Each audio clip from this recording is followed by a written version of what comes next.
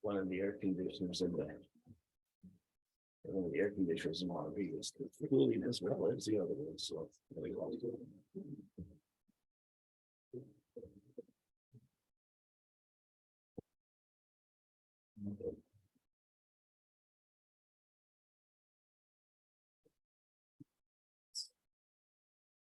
It's 9 o'clock and we are going to start the Lyon County Board of County Commissioners meeting for Thursday, July 6, 2023. Agenda today, all actions will be taken on all items unless otherwise noted. No action will be taken on any item until it is properly agendized. To avoid meeting disruptions, please place your cell phones and beepers in the silent mode or turn them off during the meeting.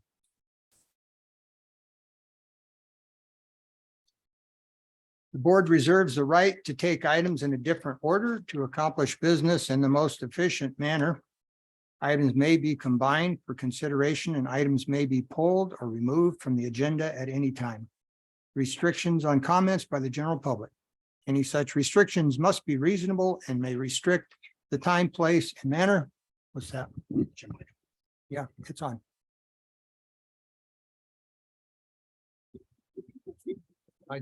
Coming over because the mic is on. So any such restrictions must be reasonable, may restrict the time, place, and manner of the comments, but may not restrict comments based upon viewpoint. And since I forgot my reading glasses, I'm going to use my field reading glasses here for the fine print. Board of Commissioners convening as other boards. Members of the Board of County Commissioners also serves as the Liquor Board, Central Lyon Vector Control District Board, Mason Valley Mosquito Abatement District Board, Walker River Weed Control District Board, Willow Creek General Improvement District Board, the Silver Springs General Improvement District Board, and during this meeting may convene as any of those boards as indicated on this or a separately posted agenda. And this meeting may break between 11:30 and 1:30 for lunch. Roll call, I have all 5 commissioners in chambers. Invocation today will be given by Nathan Sam Whistler of the United Methodist Church. Please rise.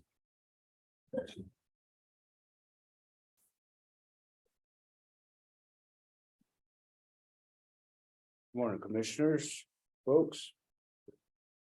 Thank you for having me this morning, and I hope you all had a wonderful 4th of July. Let us pray. Gracious God, we thank you for your love and mercy. We thank you for the clean air we breathe and for the abundance of moisture that we have received. Today, we pray for those who serve in every capacity, their community, their country, their county, their family, and of course, and above all, you. We come before you this morning in person and through these technologies that are provided and are useful for this modern day age.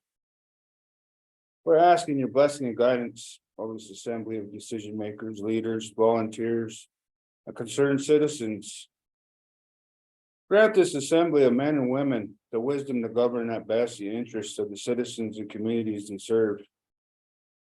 Hear our humble intercession and help us to keep at the forefront of our minds your people, your creation, your love, that your will be done on earth as it is in heaven. Remove from us any hatred, prejudice, contempt for those who are different, not of our own race, color, gender, class, creed. That departing from everything that estranges and divides us, we may by you be brought into unity of spirit, in the bond of peace, Teach us to see people by the light of the faith we profess, believe, and understand. That we may look within ourselves all egregious judgments, all presumptuous claims that recognizing the needs and rightful claims of others, we remove old hatreds and rivalries and begin new understandings that we may bring our tributes of excellence to the treasury of our common humanity. We thank you for those present, those listening from across the digital airways who represent their communities, their families. We thank you for our political leaders, our military, emergency responders, law enforcement, healthcare workers and educators, and those who do the thankless jobs in our communities, those that help us, protect us, keep us safe. We thank you for this and we pray in the name of the Father, Son, and the Holy Spirit. Amen. Amen. Please join me in the pledge of allegiance. I pledge allegiance to the flag of the United States of America, and to the republic for which it stands, one nation under God, indivisible, with liberty and justice for all. Thank you. Take your seats.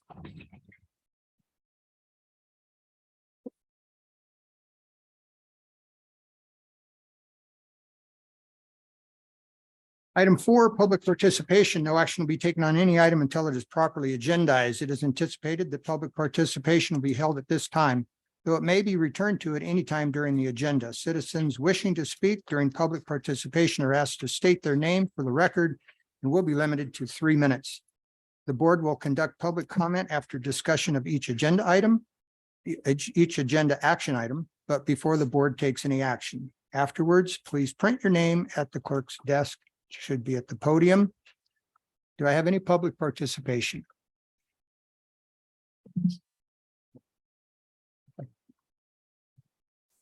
My name is James Kenninger. I live in Smith Valley, Nevada. I've sent each of your board members an email last night. I know that at least one of you read it because you commented back to me and I appreciate that.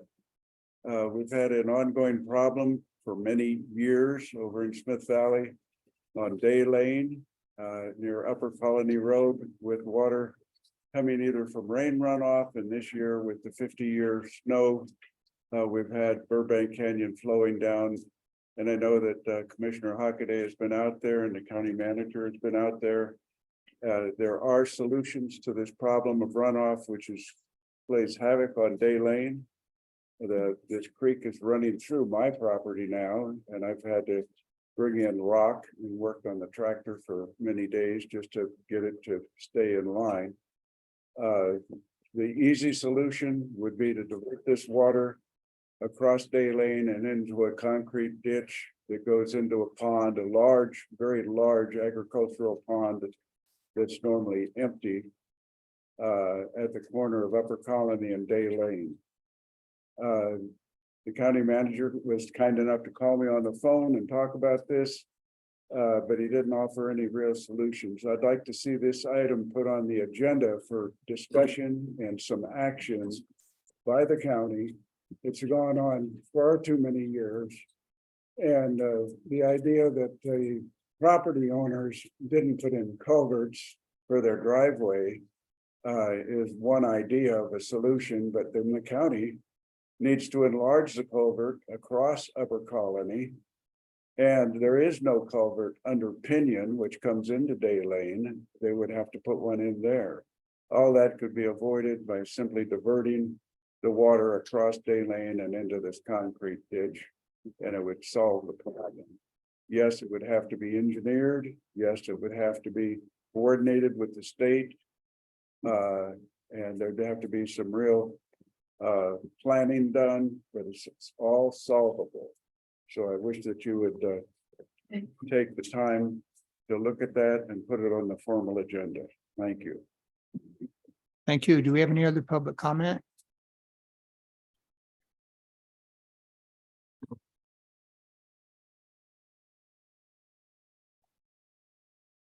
Good morning. My name is Peter Hansen. I live on the corner of Upper Colony Road and Day Lane, and I'd like to address the same issue Mr. Kennedy talked about. We have an ongoing problem with drainage on Day Lane. Commissioner Huckabee has been out taking a look at it and has seen it at other times. It is not just a Burbank Canyon runoff issue, but it is an ongoing issue that happens several times a year. Storm water comes down, destroys Day Lane. It floods Upper Colony Road, floods the mailboxes, floods our front yards, kills our trees. And it is a muddy flow that's the courtesy of Lyon County, at least once a year and typically more. It's been going on for years, and there's really only one way to solve this problem. We need to upgrade Day Lane with a 50-foot easement, an appropriate profile and drainage and chip sealing. You can't do that in a 25-foot easement, as the road department has pointed out to us. We get excuses. Every time we contact the county road department of this, we get excuses. One excuse is, oh, well, we can't replace the plugged up culvert under Upper Colony Road because there are utilities there. Well, yeah, there is a phone line, but don't worry about that anymore because you dug through that here 2 weeks ago. I can tell you exactly where you dug through it. We were there. Next time, call 811 before you dig. Then the other issue is, oh, well, we don't have a 50-foot easement. Well, get one. That'll take exactly 0 acres of farmland out of production. After they put in pivots, there's a strip of land that's unused. It's doable. It's very doable. And then the other excuse is, well, there's no room for another easement because there's a concrete lined ditch. Have you had an engineer out to do surveying? I'm sure not. I measured it. There's room. But we've been hearing this excuse for many, many years. I've been dealing with this for 8 years. I know it's been going on for much, much longer than that. Yes, there's room.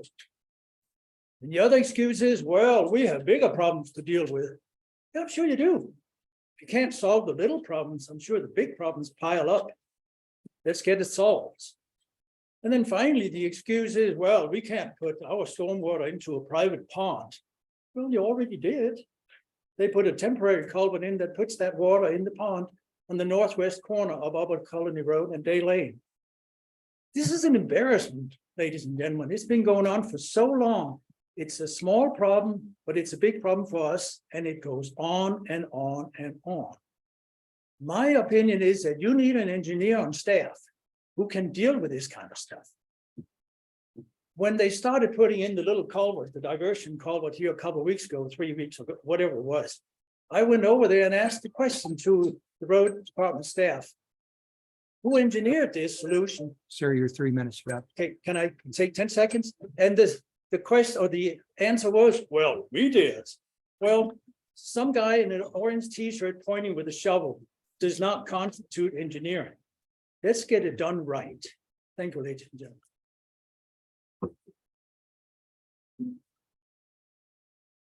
Any other public comments? Anybody online? None on Zoom. Okay. Then we will move on to item 6, time certain. Want to approve the agenda first? Pardon? You want to approve the agenda first? Oh, yeah, that'd be good. Trying to move along there, buddy. I know. I appreciate it. And so for possible action. Have any review and adoption of the agenda? Anybody have anything they want to say for the agenda? Commissioners, any additions, changes? Chairman Hockaday, I make a motion that we approve the agenda. Okay, any public comment on the agenda? I'll second that motion. Okay, no public comment either. We have a motion by Commissioner Jacobson and a second by Commissioner Henderson. All those in favor of approving the agenda, say aye. Any opposition? I think so. We'll move on now to item 6. My glasses on, so I don't skip anything again. All right. You know, I just happen to have an extra pair. I'm super around. Now I can't look cool. Okay. You thanks. always look cool. Hey, those work pretty good. All right. Time certain for 9 a.m. for presentation only. Recognize employees who hit service milestones with Lyon County.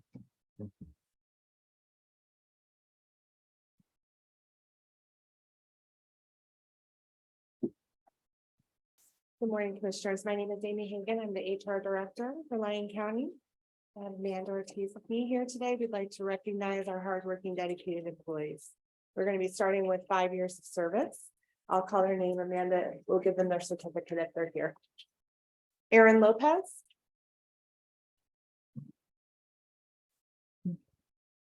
Andrew Richson. Ted Zeigenfuss. Deputy Zeigenfuss. Thank you. Steve Carey. Lisa Tilley.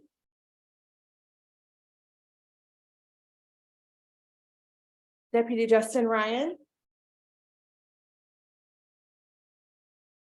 Elena Rodarte. David Moretto. Marcia Philippus.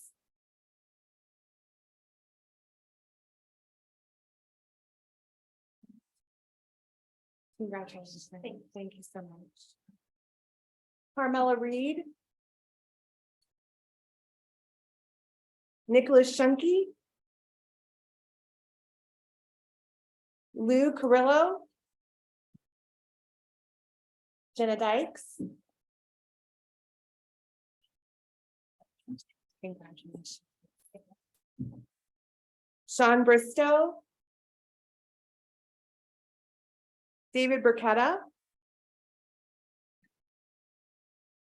Caitlin Brown. Brandon Bellows. Julie Kleinsmith.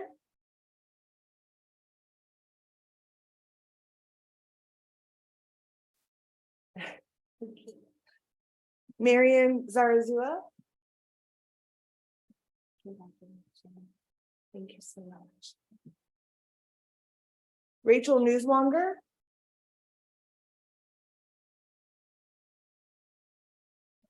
Thank you so much.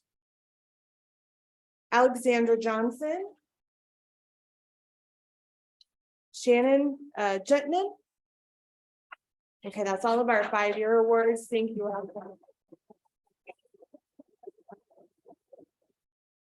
Okay, moving on to 10 years of dedicated service. Our first is Jeff Warden. Christopher Hoffert. Brian Haslam.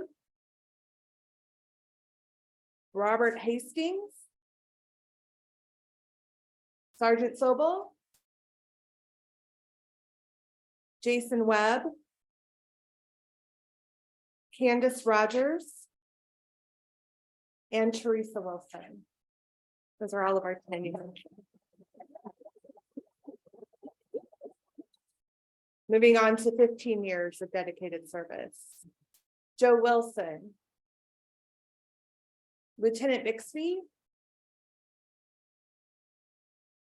Lane Mans. Nicole Cusmers. Sean Shannon, Deputy Shannon. Hazen Adams. And Martha Tapia.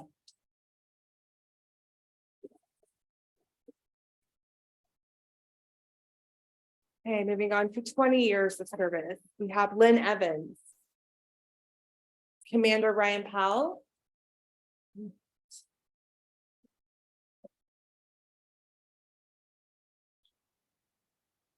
Congratulations. Thank you. Jennifer Thomas. And Kelly Wilson.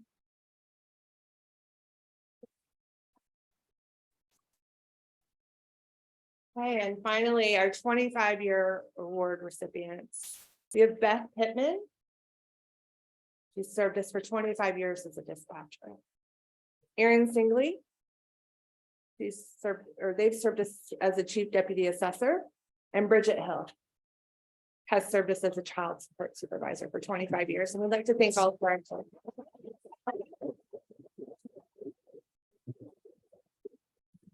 I know you probably don't want to hang out, but I would really like to shake your hand if you leave. If you're going to leave, you're certainly welcome to stay, but that's really dedicated people here in this county.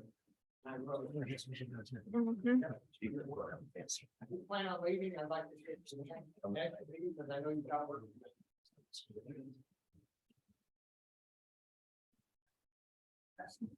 Thank you, gentlemen.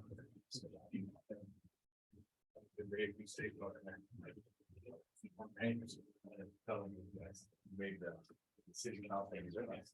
Probably brought in the ringer. Bing.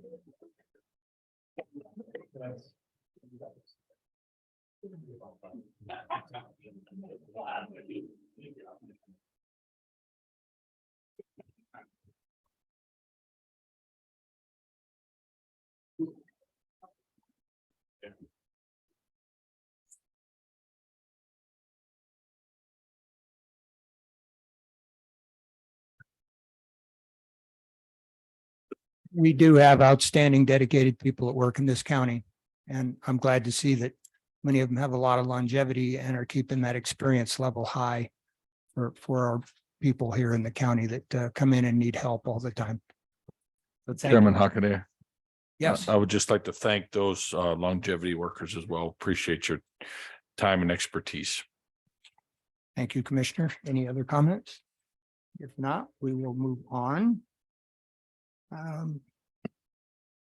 We're at 9:21, so we're going to move on to item 7, presentation of awards and for recognition of accomplishments. So do we have anything for that?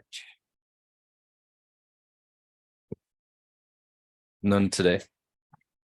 Okay, I'm just moving on then to item 8. Commissioners and county manager reports. We'll start with Commissioner Hendricks. Thank you. I attended the Carson Water Subconservancy District meeting. We got to take a tour of the Donovan Mill in Silver City, which was extremely interesting. I attended the opening of Station 32 Fire Station in Silver Springs, and it's been really great to have that man full-time now. It's already made a difference over the holiday weekend.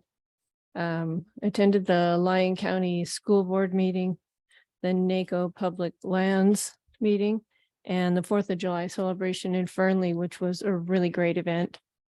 And also attended the Stagecoach Advisory Board meeting last night. Commissioner Henderson. Thank you, Mr. Chair. I also attended the NACO Public Lands Natural Resources Committee and their Board of Directors meeting. One thing that's interesting that I want to report is one of the presentations that we received was an outfit out of Utah that has worked with the state of Utah to put a value on their public lands, which is something that has not been able to be done before. And there's several different initiatives dealing with public lands and public lands counties that are going on now. So it looks like we may actually get some better payment or better relationships with the federal government, because now we're going to have facts and scientific data and not just experience to argue with them. I also attended the Dayton Valley Conservation District meeting and took a tour of the district facilities. Unfortunately, a lot of the projects that they have completed, you can't see now because they're underwater because the river's so high. But we'll do that again after. And also, I just want to remind everybody that the registration for the Nevada Association of Counties Annual Conference is now open. So hopefully we will all get registered here pretty soon and attend that. It's in September in Elko. That's all I have, Mr. Chair. Thank you. Commissioner Keller. I attended the Carson Water Subconservancy, the NACO Public Lands and Natural Resources and NACO Board meeting. I want to second what Commissioner Henderson said about the PELT funding, that the presentation we got. They're doing it they did it in Oregon. They did their study. They're doing it in Idaho right now. I'd love to see Nevada get on board with that. And I'll probably ask for an agenda item to be put on, so at least we can bring up this whole board up to speed on it, so that whether we support it or not. I think we would. And I also attended the 4th of July event in Fernley, which was extremely hot, but a lot of fun. Commissioner Jacobson. Thank you, Chairman Huck. They attended the Furnace City Council meeting, participated in the North Lyon Cadet Program fundraiser. Nice work to the cadets. I want to give a shout out to Mr. Richardson and Chief Nichols, along with the Dayton Valley Country Club for hosting the event. Attended the room tax meeting. I want to let Night of the Country give my hats off or thank them for their unselfish gesture during that meeting. Attended the Fernley 4th of July parade, park festivities, fireworks show. Great job to our sheriff's office, Highway Patrol, North Lyon Fire, and all the organizers that went into that. It was a wonderful day in Fernley. So thank you all. Well, most importantly, in the last couple of weeks, I responded to an email first from Senator Rosen. And she and Senator Masto have forwarded 8 of our projects to the Senate Finance Committee to see if they might consider giving us some money. So I was pretty happy to hear that, and I thanked her for her efforts. If we got everything, which I know we won't, federal government never gives you everything you want, but it would be up in the $20 million category if we got all 8 projects. So we'll see how we come along, and hopefully we'll get 1 or 2 of those projects. One of them is including the training center for the sheriff's department. That'd be fantastic if we could get that done.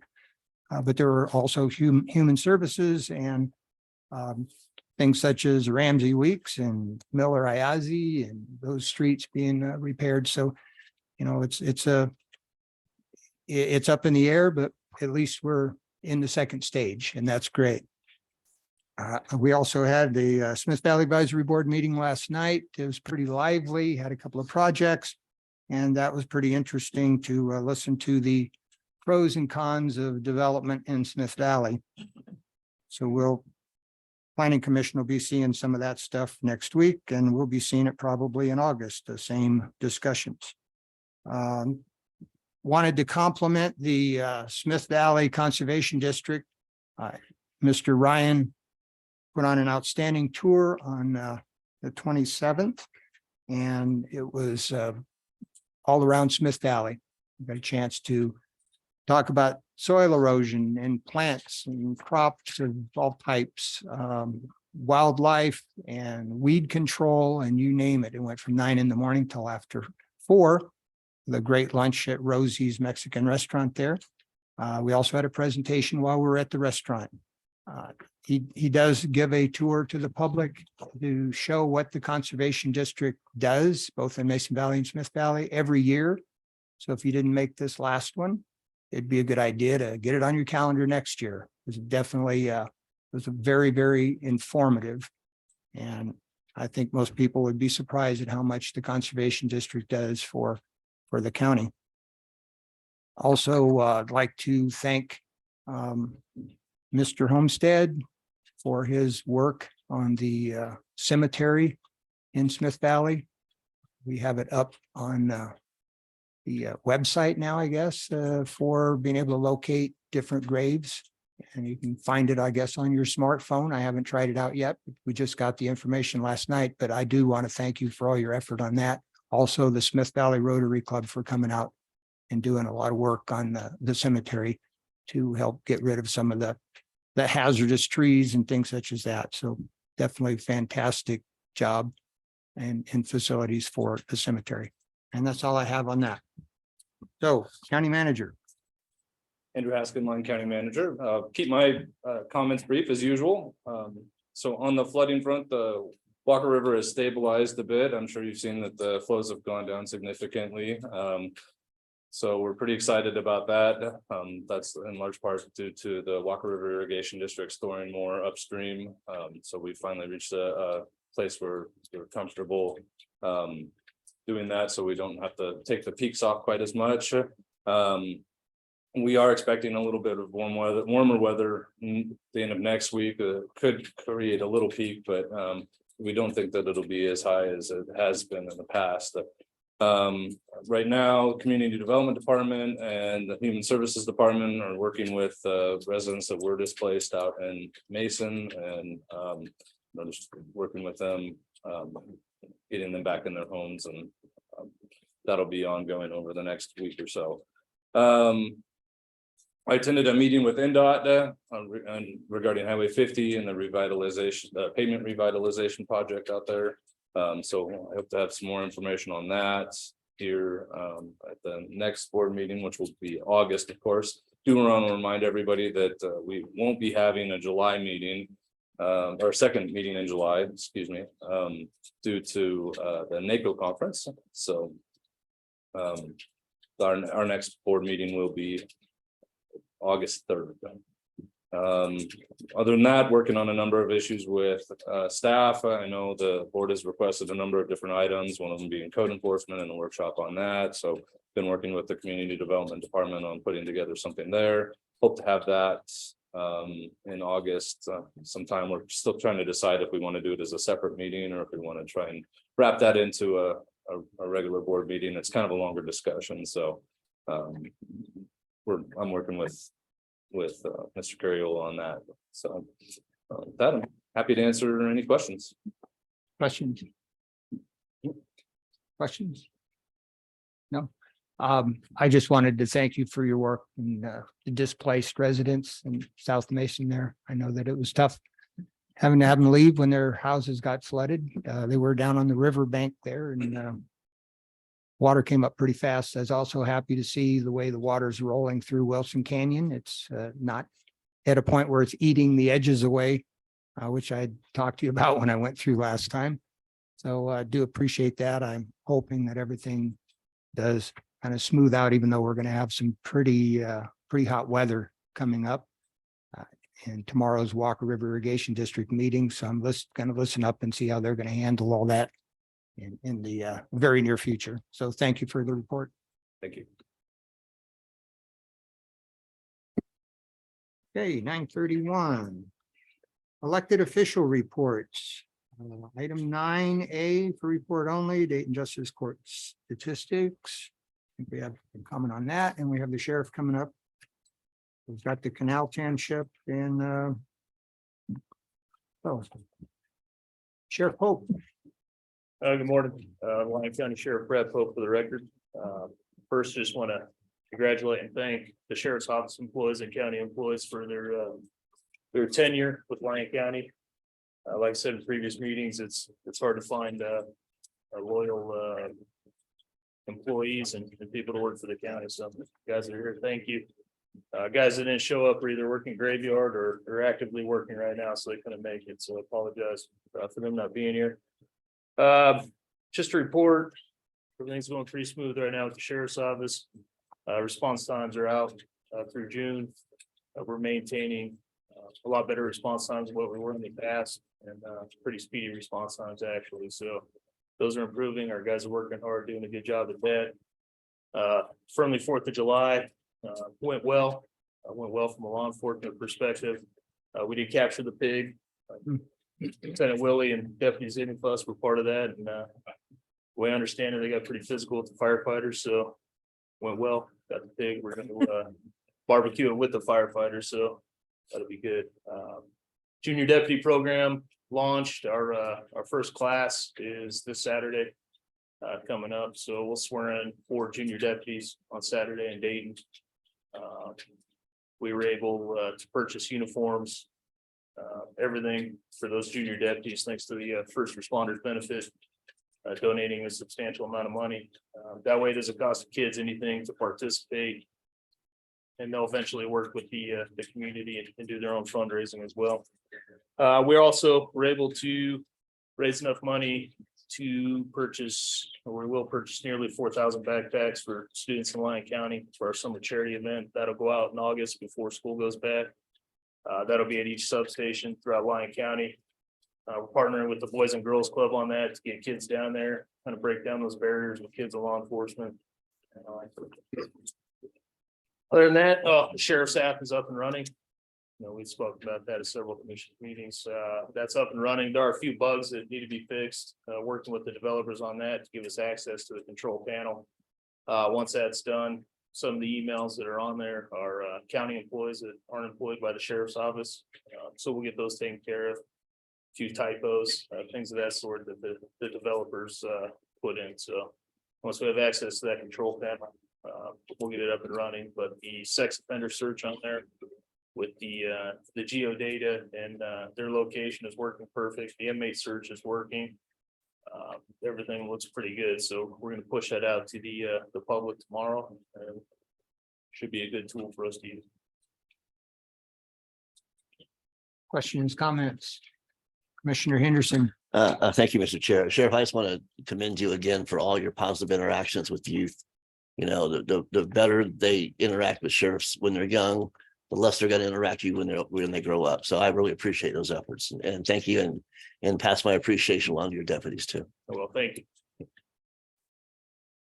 Commissioner Jacobson. Thank you, Chairman Hockaday. Sheriff Pope, you had a good crew up there in Fernley and they ran smoothly in large part because the coverage you had and the visibility. So hats off to your whole crew. Thank you. Thank you. Appreciate that. Commissioner Keller, anything? Okay. Inspected the jail. Good condition as usual. Appreciate the efforts you put in there to make sure things are running smoothly. Also, last night, the advisory board, you'd sent out a call for volunteers and police, the VIP program. How are we doing on that program? We getting enough volunteers for that servicing? Since January, I believe we're up to 50 new volunteers. I'm good. At the event firmly, we actually met new people that wanted to volunteer. Firmly is one of our areas that is pretty low on volunteers, but we've already forwarded that information to our VIP coordinator, and he's reaching out to them, getting them signed up. So I said we've added 15 already, and it's still expanding, so it's going really well. Yeah, appreciate the effort on that. Thank you. Thank you.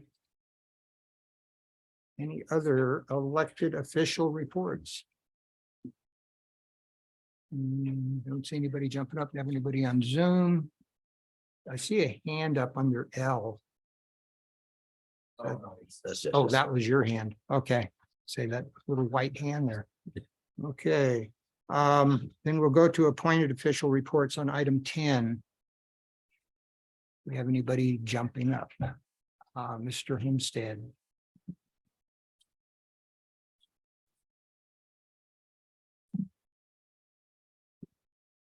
Good morning, Doug Homestead, Facility Director for the record. The district court remodel is well underway. They started the last week in June, knocking a hole in the side of the building so they can get their equipment in there and I stopped by there today, check it out. Walls and ceiling tile and everything's coming down. We finally got the court people all moved in next door. I'm a little cramped over there, but we'll see if the building holds up for them or not, the old building. So we're excited to see that get started, and they're really good contractors to work with. We're really happy that they got the bid. Mount House, I've been up there meeting with Melinda up there. And we've got the building finally in our name, and we got the locks changed yesterday on the building. And I got them some tables and chairs that we had from the jail, the district court that they weren't using anymore. So we brought a bunch of chairs over there, so now they have new chairs and all that over there. Got them fridge and microwave. And Hillcrest Cemetery, like I said, it's up online finally. We got it turned on yesterday. And there might be a few things we have to tweak still. We're finding records on cemeteries in the whole county are super bad. We're hoping people are where they say they are. And but it's a pretty neat site. You can go on there and search by their first name, last name, middle name, whatever you want, and it'll bring up anybody with that name.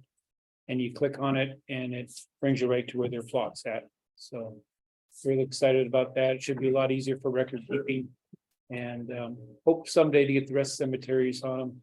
But we started with Smith Valley because it was the most records were more in order there than anywhere. So if it works out good, we'll maybe move on to the other cemeteries. That's all I have. Any questions? Questions? Question? Again, thanks for all your good work. Okay. Ms. Holmes. Morning, Shayla Holmes, Director of Human Services for the record. Two things to share with you guys this morning is on June 28th. So the fourth Thursday of every month, starting in June, we're doing homeless outreach in participation with the Sheriff's Department's Volunteer and Policing, Rural Nevada Counseling and Healthy Communities Coalition. On June, we did Dayton and Silver Springs. Coming up in July, we'll be doing Yerington and Fernley, and we're going to keep doing that every month on that fourth Thursday to connect with individuals living homeless throughout the county, to educate them on how you can live homeless legally, how you can do that safely for the community and the environment. We're giving out things such as naloxone, trash bags, water, whatever else those individuals need to stay safe and healthy, and also encouraging them to get connected with services so that they can find housing that fits their needs. So twofold approach, encourage them to do this legally, which involves essentially BLM land and moving every 14 days, or get connected to services and let's work on trying to find some housing solutions. The other thing I wanted to share with you all, you should have received an email from me encouraging you to register for our poverty simulation coming up on July 28th at 11 a.m. in Silver Springs. We host these poverty simulations. We haven't done one since pre-COVID, so it's been a few years, but we have done them previously for the University of Nevada, Reno, for our staff and other organizations, which is a pre-built simulation purchased from the Missouri Community Action Association. And what that does is allows participants to live for an hour in the life of an individual of generational poverty. And so we would encourage you all to come and participate with our staff and other invited, elected, and appointed officials throughout the county. And that is it. Questions? No? Thank you. Thank you.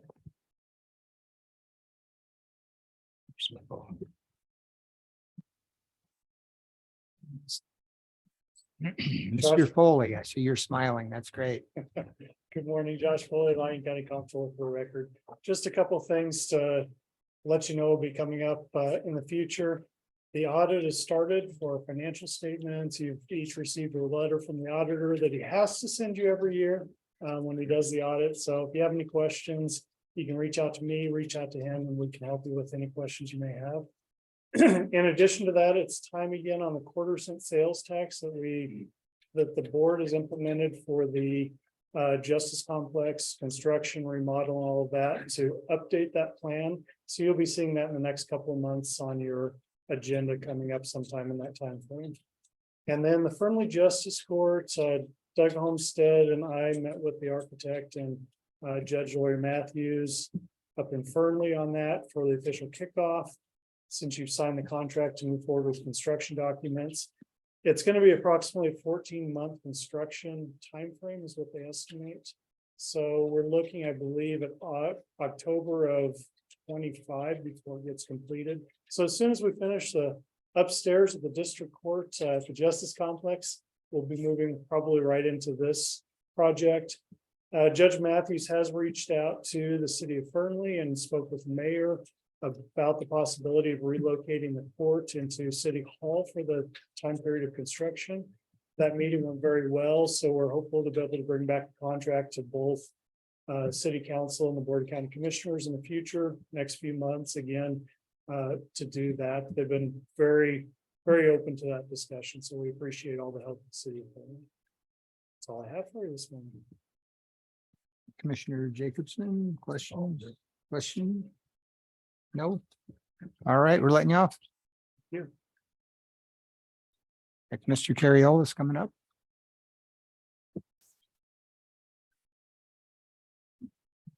Good morning, Commissioners. Louis Carriola, Community Development Director. Just a quick update on staff. You've heard me a number of times mention that in the past. I'm happy to report we're finally fully staffed today. I just want to do a quick introduction to the two new members of Community Development, although our first new member is a returning member. Mr. Sean Keating has joined us as our plans examiner, a man who needs no introduction, but this certainly deserves one. We're lucky to have him. The term hit the ground running is almost not appropriate. He was sprinting day one because this is not new to him. And then second, we do have a new senior planner. Lisa Nash has joined us. And she comes to us from a private sector land use planning job. But her education and more established background is in geotechnical engineering. So it's a wonderful new skill set for us to add to our planning department. And I'm thrilled to have them both on staff. Available for any other questions you have. Question. Welcome back and welcome aboard. So thank you.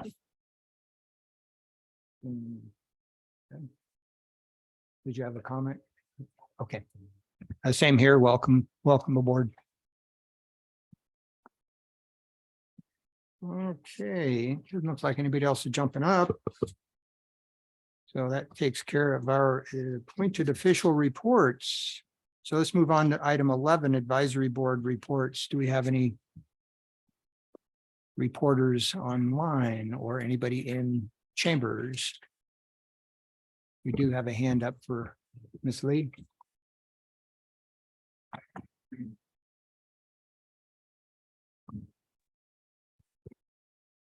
Yes, can you hear me? We can hear you. Go All ahead. right, thank you. I'm not sure, I wanted to speak on, you have it listed as item 11A. Is we forwarded some letters of transmittal from our last month's meeting. If I could speak on that. What the community would like to do is to lower the speed limit on Highway 50 from approximately Fort Churchill or LaFond to Fortune as soon as possible. And so what we're requesting is that the Board of County Commissioners reaches out to the governor and NDOT to request those changes. We understand that NDOT had sent an email stating that they do have a project which they've been discussing with the county manager that's going to begin the fall of 2024 and go into 2025. And we're happy to hear it that they're going to do that. However, we're still in 2023. And at the end of that project in 2025, they would lower the speed limit as we're requesting. But we're requesting to do it now and not wait 2 more years to have more people die on our highway. And so that is what we have forwarded to you. That was the one item I have. The other item is at last night's meeting, Taylor Allison and Louis Carriola came out and discussed with the community flood mitigation. And I just want to thank them and appreciate so much. While we don't have plans in motion to fix every problem, they certainly were available to answer questions that the community had concerns about. And I appreciate that. Thank you. Thank you. Ms. Bernan. Good morning. I just wanted to say, wanted to thank Commissioner Hendricks and County Manager Haskin for attending our meeting last night. And we did submit a transmittal letter late last night due to the timing of the agendas, but I will be discussing that on agenda item 14C. Thank you. Thank you. And any other reports? I don't see any. So finished with item 11. We're on to item 12, consent agenda. Action will be taken on all items. All matters listed under the consent agenda are considered routine and may be acted upon by the Board of County Commissioners with one action and without an extensive hearing. Any member of the board or any citizen may request that an item be taken from the consent agenda, discussed and acted upon separately during this meeting. So let me ask the commissioners, anybody have anything they want to pull? Looks like Commissioner Keller. I'd like to pull 12E and 12F, and I'd like to just hear them at the same time. It's not going to take long. And I'll just talk to both of them at the same time, if that's possible. 12E and 12F.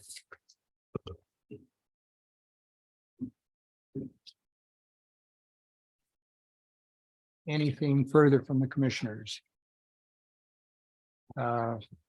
Mr. Wright. Russ Wright from Dayton. Could I respectfully request that 12R be pulled for a couple of quick questions? 12R. Yeah,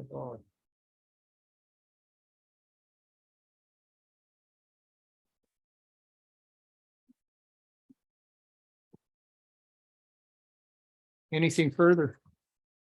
If not, I'll look for a motion. Chairman Hockley, I make a motion that we approve the consent agenda items 12A through 12W, with the exception of pulling 12E, 12F, and 12R from that. Okay. I'll A second second? that. I'll second it. All right. That's a motion by Commissioner Jacobson and a second by Commissioner Keller. All those in favor say aye. Aye. Aye. Aye. Anybody opposed? All right, so that passes 5-0. And we'll move on to item 12E. For possible action, approve the acquisition of materials and installation of fencing with park construction tax monies not to exceed 16,000 to keep horses out of the park in Silver City. And Commissioner Keller. We read 12F and 2, and then we be done with both of them at the same time. Oh, you want to do both? Okay, I'll read 12F also. For possible action, approve the acquisition of materials and installation of new upgrade playground equipment for the Mark Twain Park with park construction tax funds not to exceed $90,000. Award bid to Game Time, who was the lowest and responsive bidder. So, okay, 12E and 12F. Thank you. What I was looking for is I wanted to see if we could get some more stuff into the packets that we get as far as what we're looking at. So like at where the stuff is going to go into that regional park, kind of bring it forward where it sits in the master plan. So we're not putting something or approving something in the future in the middle of something that we had planned already.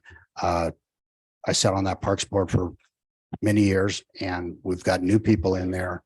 And I don't know if everything's following through from what was approved by the commissioners in the past moving forward. So I'd like to know where it actually sits. If we have a master plan for the regional parks, how detailed are they, or what do we need to get them brought back up to? At least we have, just like subdivisions, I want to know where all the roads, everything is before we approve stuff on it. I'd like to see it. I'd also like to get a little input, maybe at the beginning of the year, or maybe at the end of the year, of what parks are being used, what's being used in the parks. Because I know in the past we had it where we would put like a playground equipment in all the parks. If one park got it, everyone did. And that isn't always the case of where it's needed in all the things. If people aren't using them, then where will we spend? So I'd like to know what the public has asked for, I guess, what the demand is. Also who's doing what as far as leagues, that kind of thing. So just a report in the beginning of the year, a follow up at the end of the year. And I know in the past they've had a tour so we can see, especially Central Lyon County. I'd like to, move that forward, have the Parks Board move forward with that. And I'd like to see that happen. Okay. The park equipment in Mark Twain, that's going back to where the original equipment is now. All that park equipment was put in at one time, and it's all past its useful life, and starting to fall apart. And so we're replacing with new, improved, and changing the setup a little bit, just so it has something new for the kids. And so that's all they're changing there. It's getting very expensive. I used to pay about $30,000 to $40,000 for a playground. Now this one's a little over $80,000. So we can't afford to do them all at once. So we're trying to pick out the worst ones first and getting them done. And then they're going through them. Judge would have more information than I would, because he's the one that attends the Central Park Board meeting. And then on the fencing at Silver City, they've got that little split rail fence, and the horses just knock it over, or walk over it, and they go into the park. So we put some iron fencing up on one side of the park, and they liked it so well, they asked us to do the rest of the park to make it horse proof, so the horses don't get there and ruin the park there. So my what I was trying to say is, like, you're putting them back in the same spot, but is that the best spot? It's just not just a replacement. And what does the whole plan look like for the board if we have? You were on there. I know, so I want to move that forward, is so that we're not just putting stuff around, get the park board and your department to where we know where everything's going. We're not just putting stuff in and then we're going to have to move it later. So if we can get going on something with that. I know that we've talked about regional parks for 15 years. This board's approved acquiring land. We still haven't got that. So I just don't want, I want it to be more visible of what's happening with the parks and move forward with some of this stuff. So it doesn't get pushed to the side again. I know COVID put us back a little bit, but I'd like to bring it all back forward. So more reports and know what's going on in the county. Okay. Thank you. Questions? I didn't know we had such rude vandalizing horses out there. They were kicking our fences down. The playground equipment, I know when in Smith Valley, we were kind of rudely awoken to the fact that it costs about $5,000 to get them put together. And then we had to have the inspector from Reno come down and make sure that they were correctly put. Is that all included in the 90,000? Yeah. Okay, I Yeah, just want to make sure that we didn't come up with It's another put by a 10,000. Playground company. I want to get one of my guys probably sent off to class so they can get certified in checking playground, because we go out and look at it and we see, where it needs to be repaired and that, but we technically don't have the license to say, yeah, this needs to be replaced, or this is good for another few years or whatever. So I'm trying to get Judge to get him or some other one of his people to a playground, whatever you want to call it, certification class. So, Yeah, I just want to make sure that we were covering the assembly cost and that Yeah. final inspection, because that's, as I said, could be another Yeah, I $5,000 to think- $10,000 the, added. Assembly was like 20,000 or something like that. It's unreal what they charge. Okay. Thank you. 21,000. All right, if that's, you're satisfied with that, I'll let you make a motion on 12E and 12F. I'd like to make a motion. Let me find it. To approve both 12E and 12F, approve the acquisition of materials and installation of fencing with park construction tax monies not to exceed $16,000. And approve the acquisition of materials and installation of new upgraded playground equipment for the Mark Twain Park with park construction tax not to exceed $90,000. Award the bid to Game Time. Okay. Mr. Chair, just Yeah, since they were taken public off the comment. consent agenda, they should be addressed separately. So Okay. you could do a motion for each item. Okay, so motion 12E as I just read in. Okay, and I want to make sure there weren't any more public comments too. I didn't see anybody jumping on Zoom or up to the podium, so we will then take I'll se- 12E. We have a motion. I'll second it. that. Second, okay, so a motion by Commissioner Keller and a second by Commissioner Henderson. All those in favor say aye. Aye. Opposed? Okay, pass 5-0. Move right on.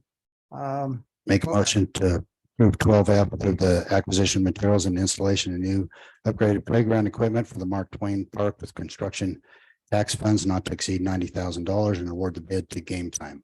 Second. Okay. Again, any comment before we? Oh, all right. So I have a motion by Commissioner Keller and a second by Commissioner. Henderson. Excuse me, Yeah. when you say any comment, was that public Public participation? comment. Okay. I don't see anything on Zoom or anybody jumping up, so. I guess I won't assume that again. Thank you. We will take a motion on that. All those in favor? Say aye. Aye. Aye. Anybody opposed?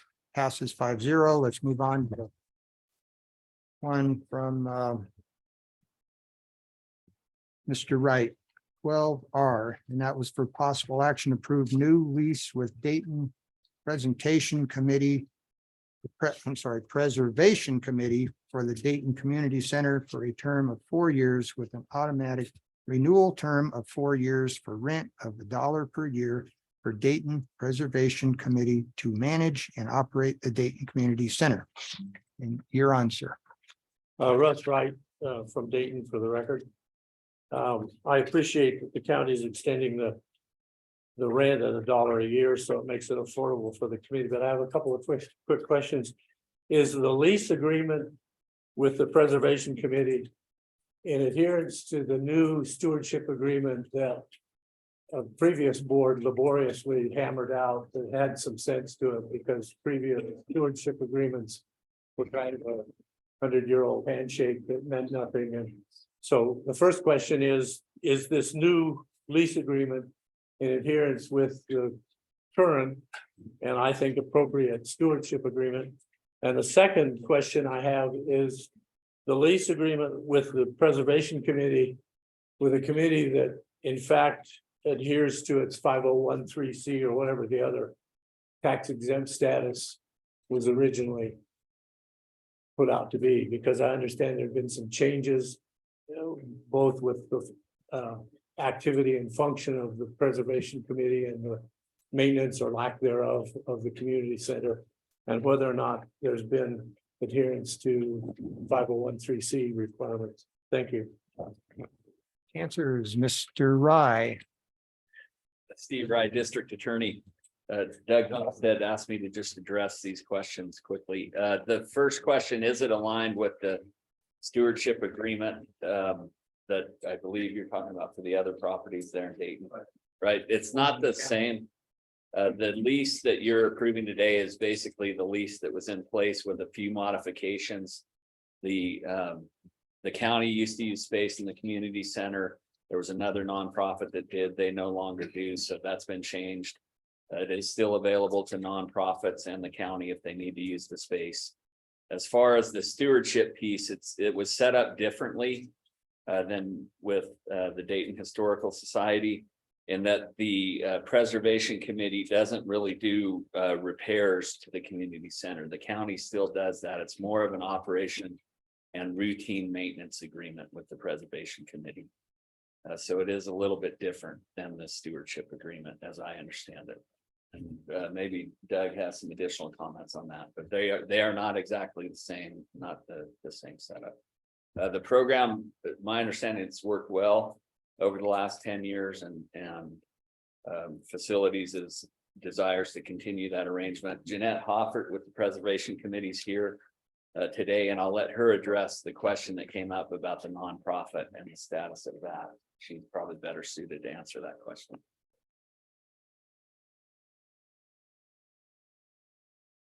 Hi, Jeanette Hopper.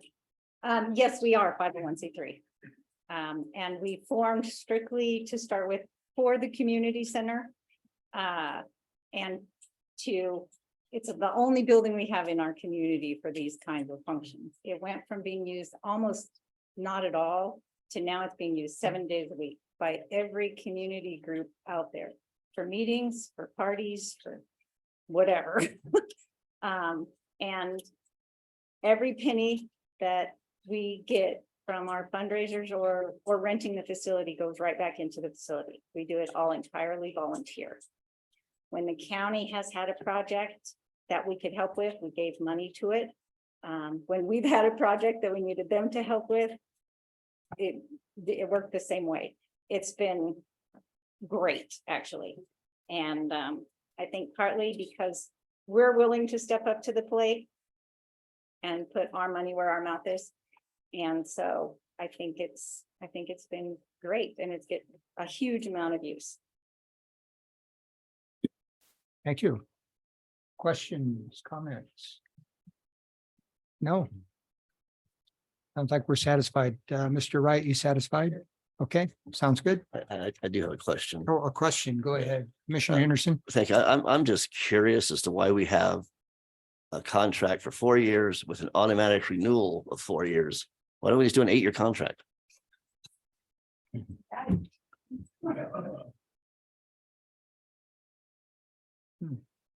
Guess that's a rhetorical question. Yeah. Any further questions? I didn't hear an answer on that one. Okay.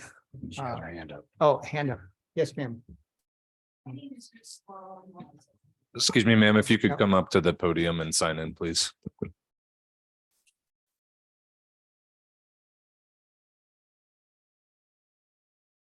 My name is Ruth Small. Do I sign in here? Okay, and I'm also part of the Dayton Preservation Committee and have been from the get-go with Jeanette. And I think you also need to know exactly where the money's going that we do raise. And we have restuccoed it, repainted it, done the floors, put the kitchen in, which came from the depot that got burnt down. So we've done a lot of work there with the money that we raise so that we can keep it open for the community. And I just wanted to say that. Thank you. Thank you. Yeah. I'll be too old. Okay, it's, I see Mr. Homestead's coming up for comment. Doug Homestead, Facilities Director. I just want to say the Fallon Group, the Dayton Group is very active. And we very seldom ever get a call up there to do any repairs or anything, but we've worked on the AC system and stuff like that, but they usually take care of everything. If they need it, we're here for them, but me too, I too would like to have a 20-year lease because they're great people and I don't have to worry about the building. It's one less building I have to worry about. Thank you. So I'm looking, it sounds like everybody's had their say, so I'd look for a motion on this. Mr. Chair, I move that we approve a lease with the Dayton Preservation Committee for the Dayton Community Center for a term of 4 years with an automatic renewal term of 4 years for the rent of $1 per year for Dayton Preservation Committee to manage and operate the Dayton Community Center. Okay, I have a motion. Do I have a second? I'll second. Okay. Commissioner Henderson and Commissioner Hendricks. All those in favor say aye. Aye. Anybody opposed? Passes 5-0. So we are done with the consent agenda. I did want to ask everybody if they need a break. You need a break up here? No charger. Okay, you're good to go then. We're at 10:05. Actually, which- Mr. Chair, can we take 5 minutes? I need to see if I can find the phone charger. Oh, okay.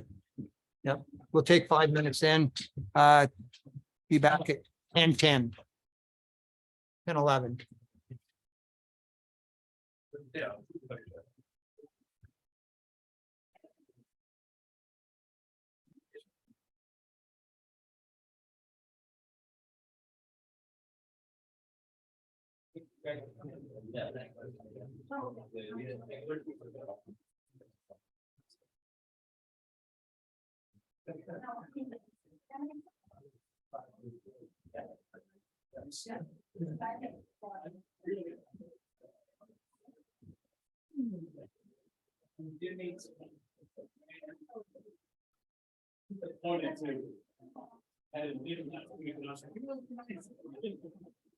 Have all the great.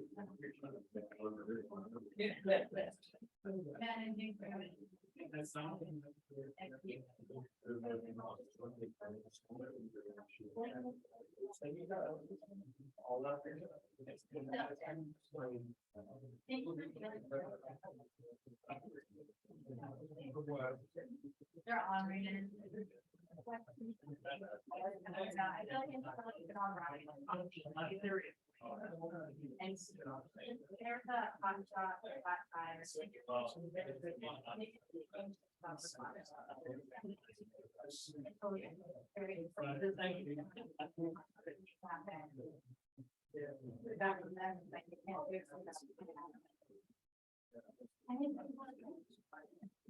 but they were really upset.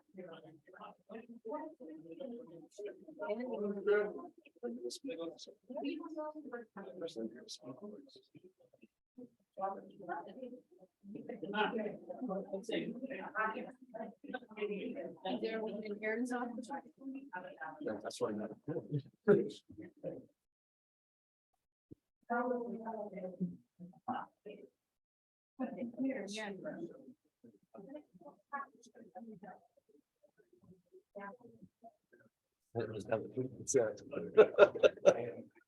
You're the timer, right? Sorry? You're the timer. Yes. Sometimes. So.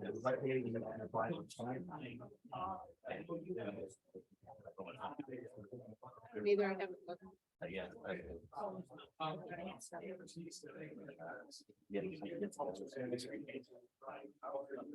So, personal time, I'm getting I used to work in Texas. While I was under the I got back one time. Again in the summer. Next week, so I'll be in Texas for 2 weeks. Why they would book anything in Texas in the summer? It's hard. And every time I've had to go to Texas, it's been summer.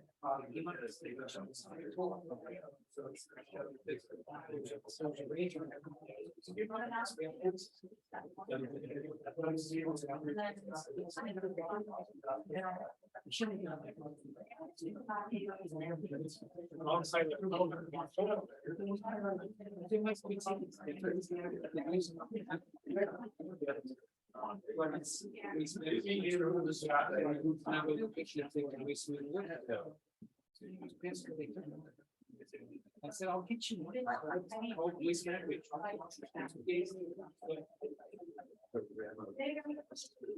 That's what she is. She'll be happy. Yeah, it'll be nice. Yeah, so.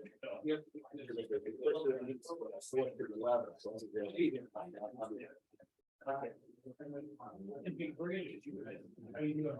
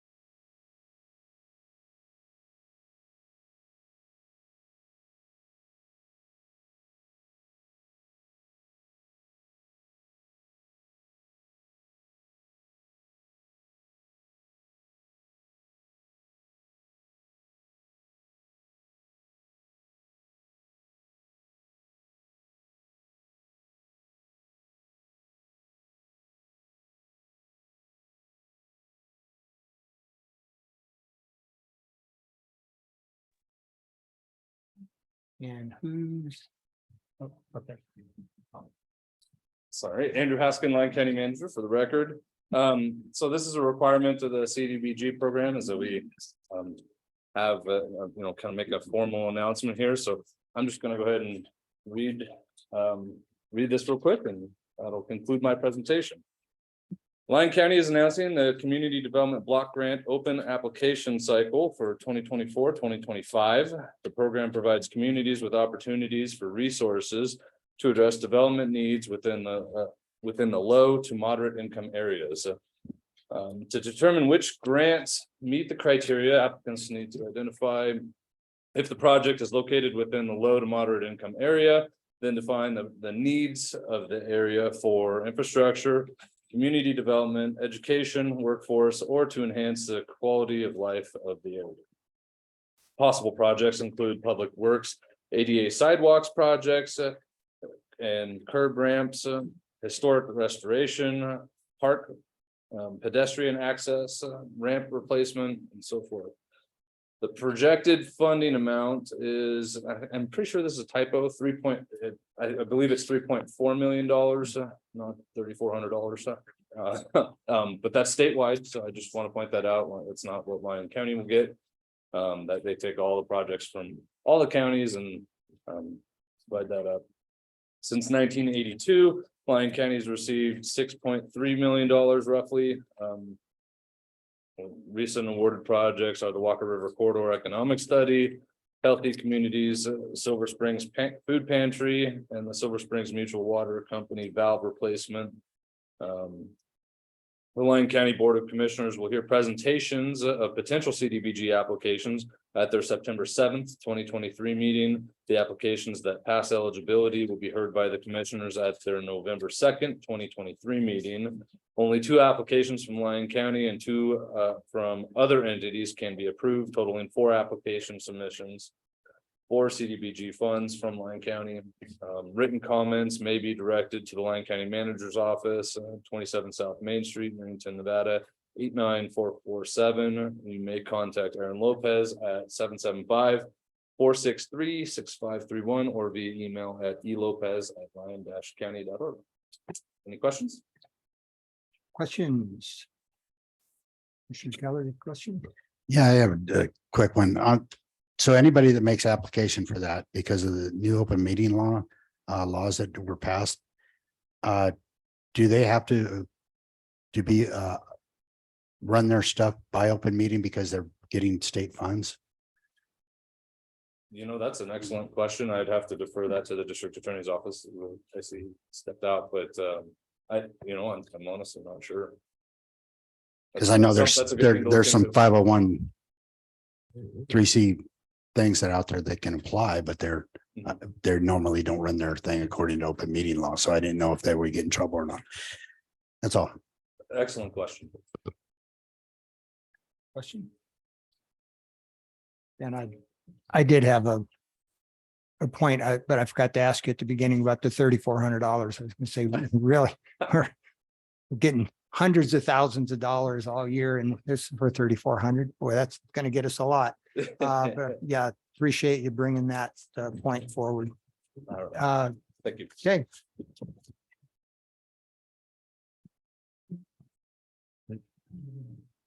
So we are back to 13, I believe. Public hearing on planning items, action to be taken on all items. 13A for possible action, request for a conditional use permit from Lyon, Nevada Holdings LTD to allow a commercial solar generation facility in the HI-S heavy industrial suburban zoning district on 6 parcels generally located to the northeast of the intersection of Bowers Avenue and Ramsey Street in Silver Springs. That's APNs 018-432-02, -03-05 and 018-434-01-02-03 PLZ 2022-208.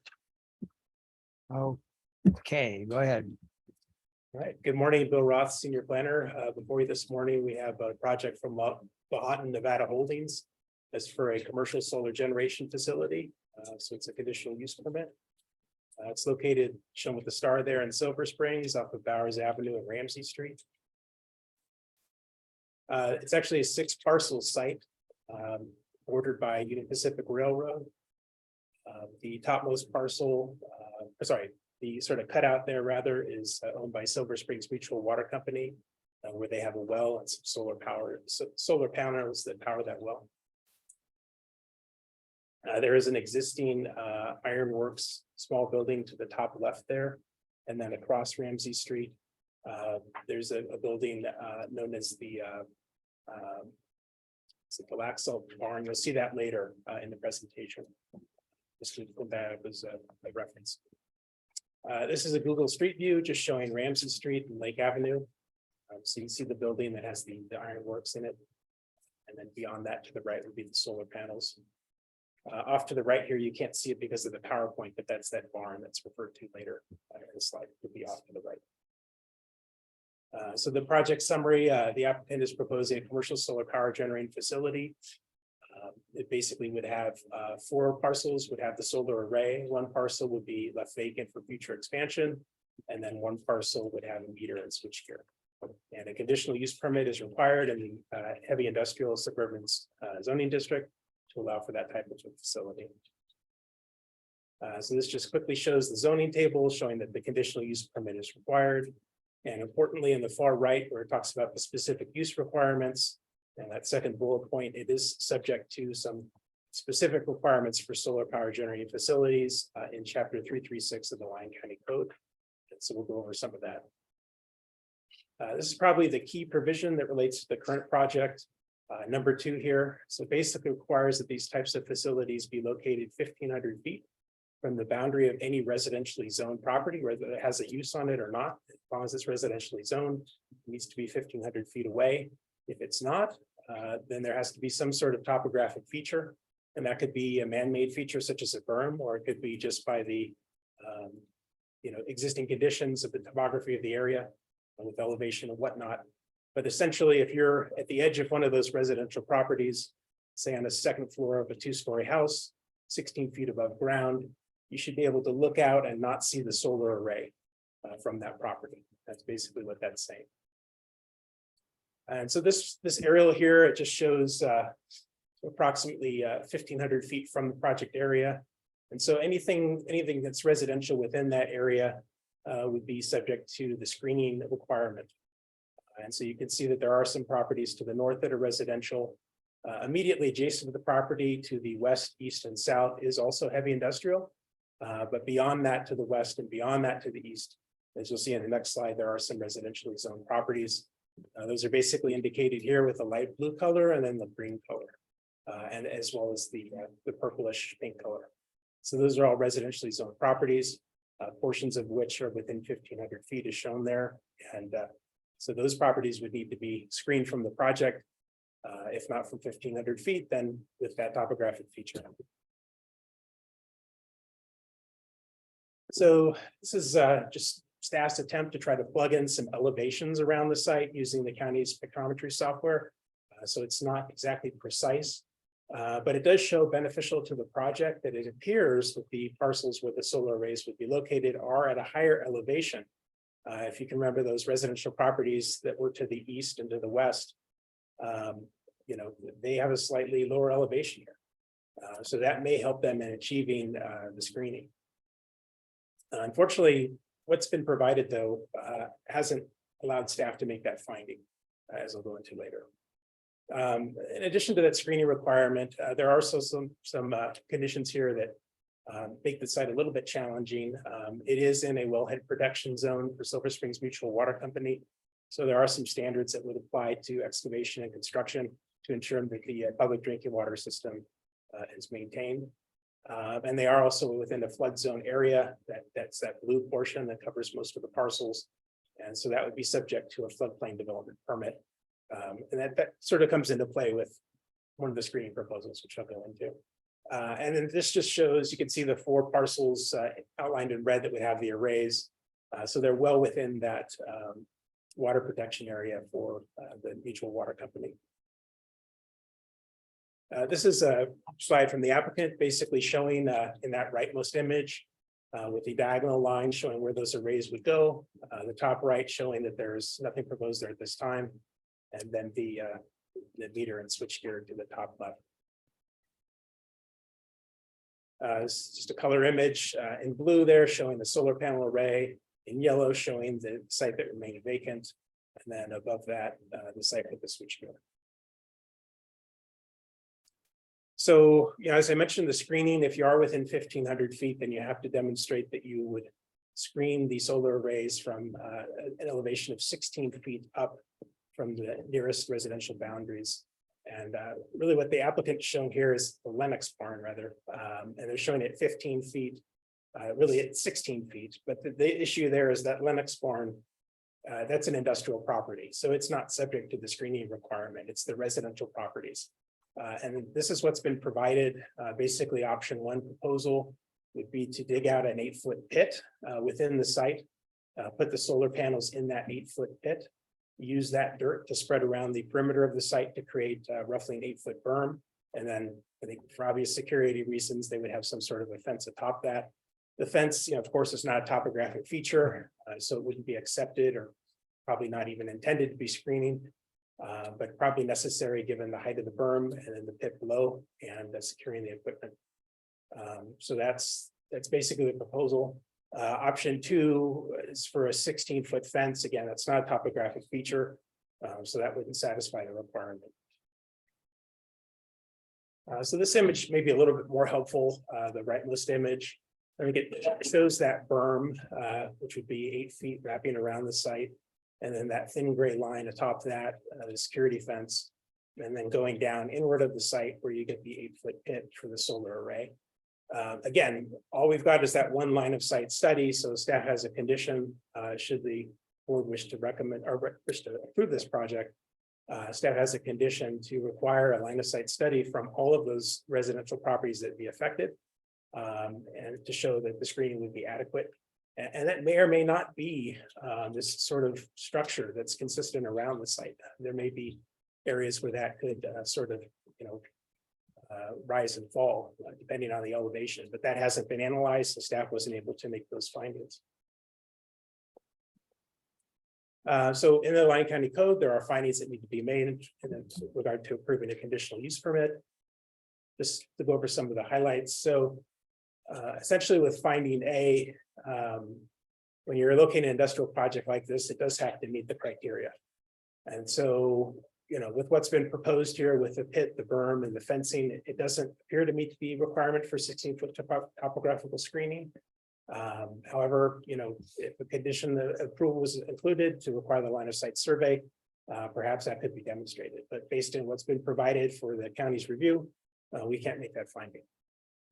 Finding B is compatibility, and not that a solar project is not compatible being near a residential area, but it's the requirement here where they have to have this screening and this berm that I think in and of itself creates a visual nuisance that would be seen very clearly on the horizon for the folks that live around there, presenting probably a visual nuisance.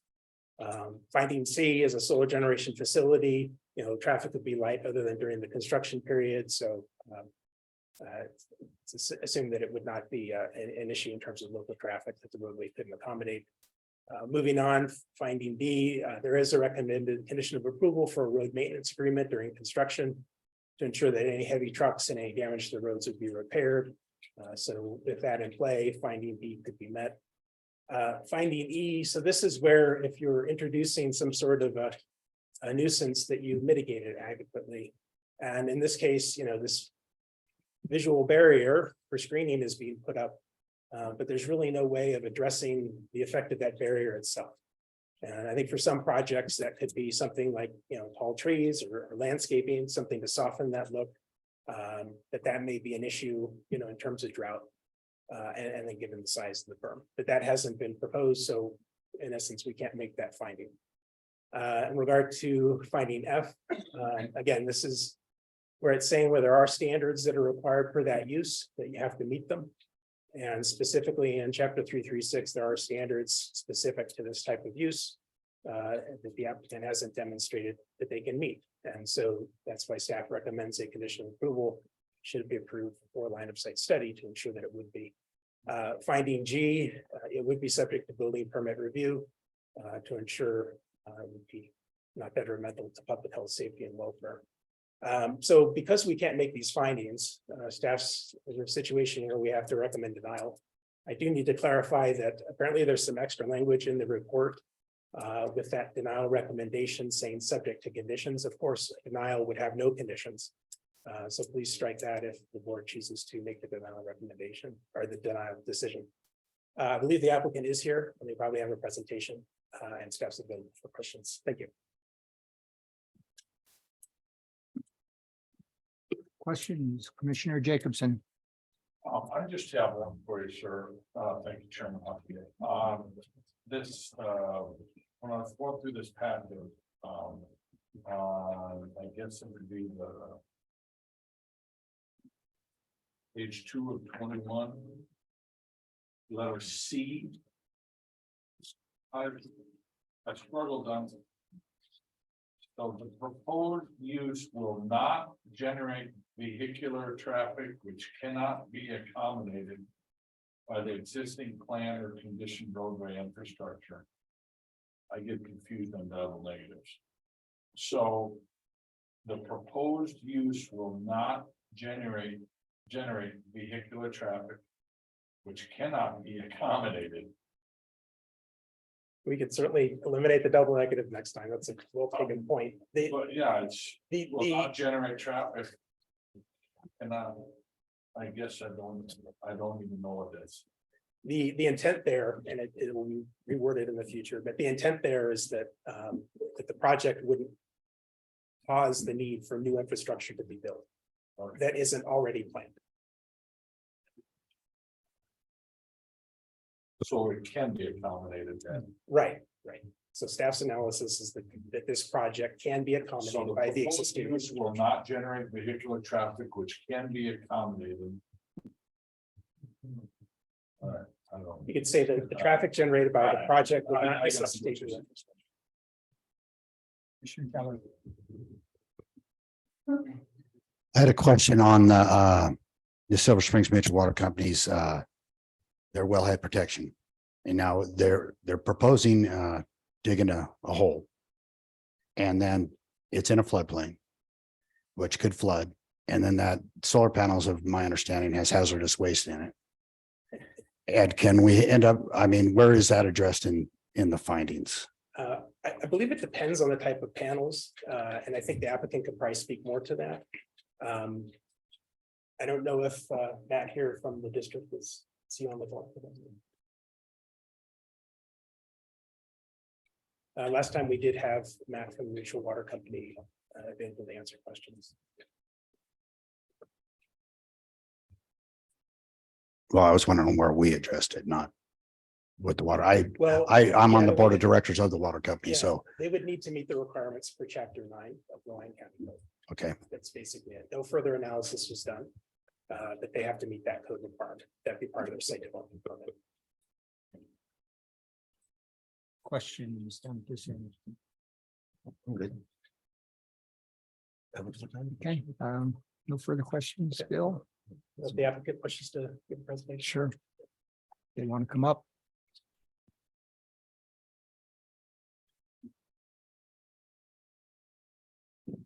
Good morning.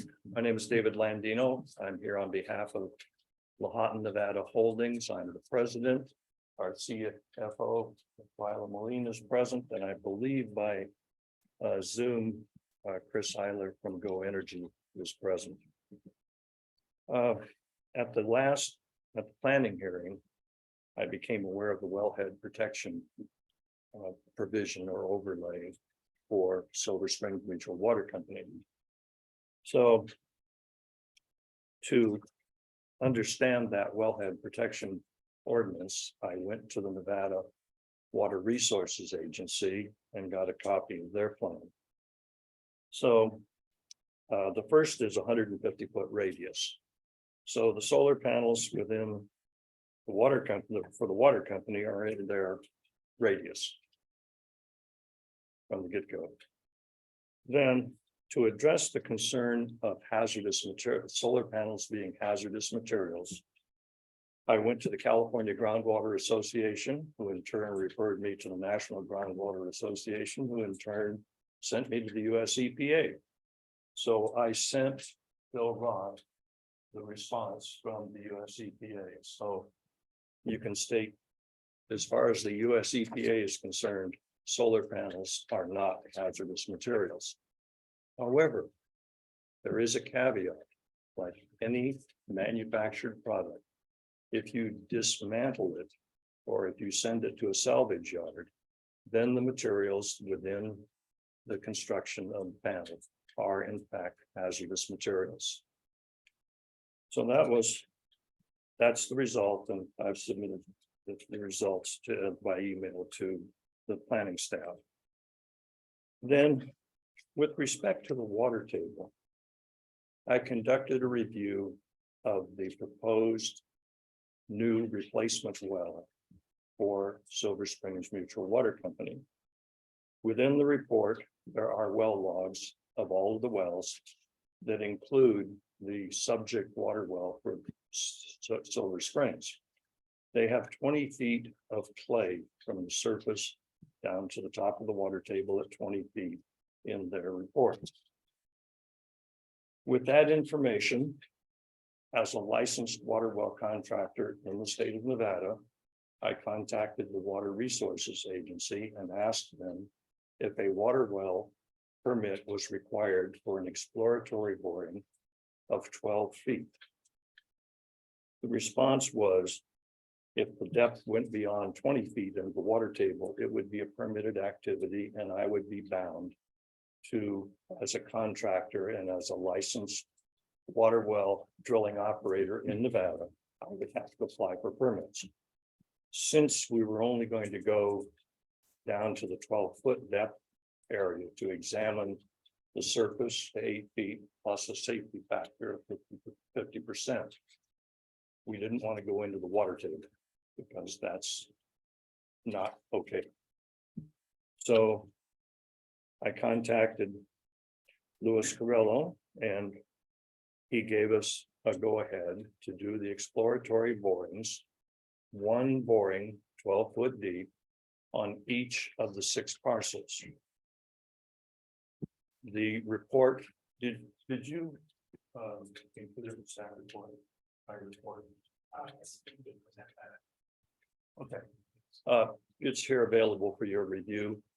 The bottom line is that is a body of Maya deposit. It's essentially all clay, with the possible exception that we documented of about 12 to 18 foot layers of what may be decomposed wood.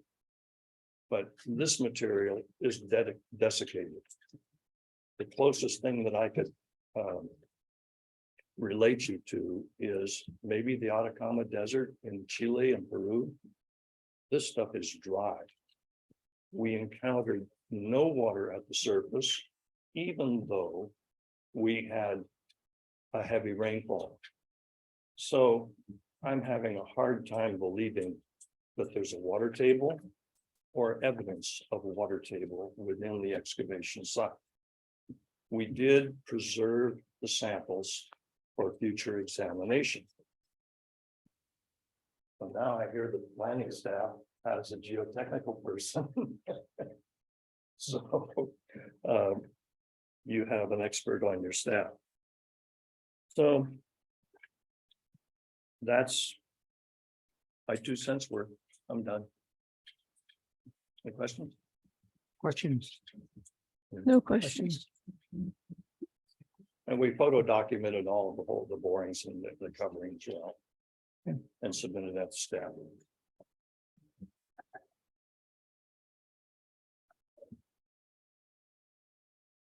Any further presentation? If not, any public comment? No commissioner comment, so we'll go to public comment. Don't see anything on Zoom. See anybody jumping up in here?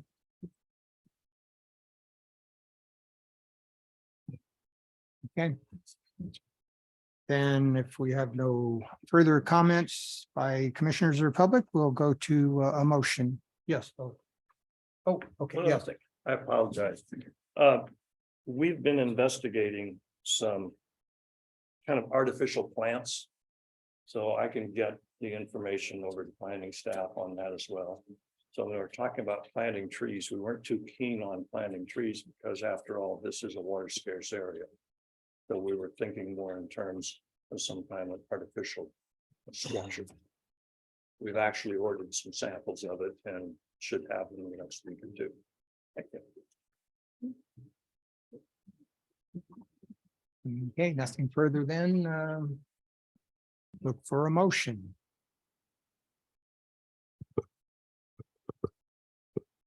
I'll make a motion. Commissioner Keller. Hoping somebody to speak up here.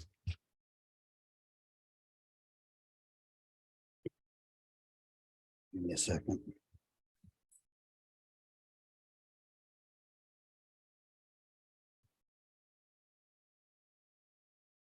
I make a motion to deny the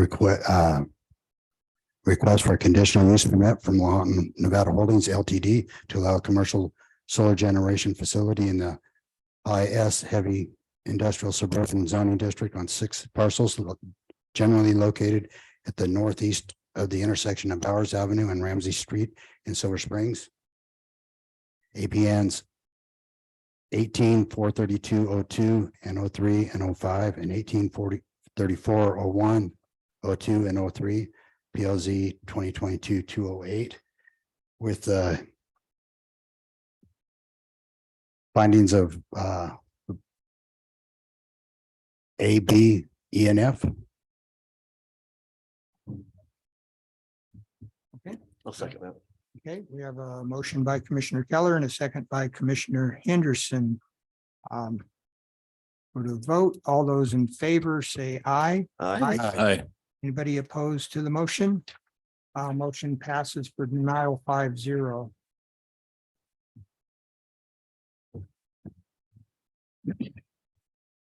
Okay, going back to regular agenda item 14. 14A for possible action, approve the reclassification of 2 office assistant positions in the district attorney's office to legal assistant positions with the estimated additional cost $25,422 to be funded from a budget transfer from the general fund contingency. And Mr. Foley. Josh Fuller, Lyon County Comptroller for the record. So the Human Resources Director and the District Attorney and I met together and discussed, there is a need on a regular basis in the District Attorney's office for those people to work out of class, which isn't something, meaning basically that they're doing higher level job duties on a regular basis.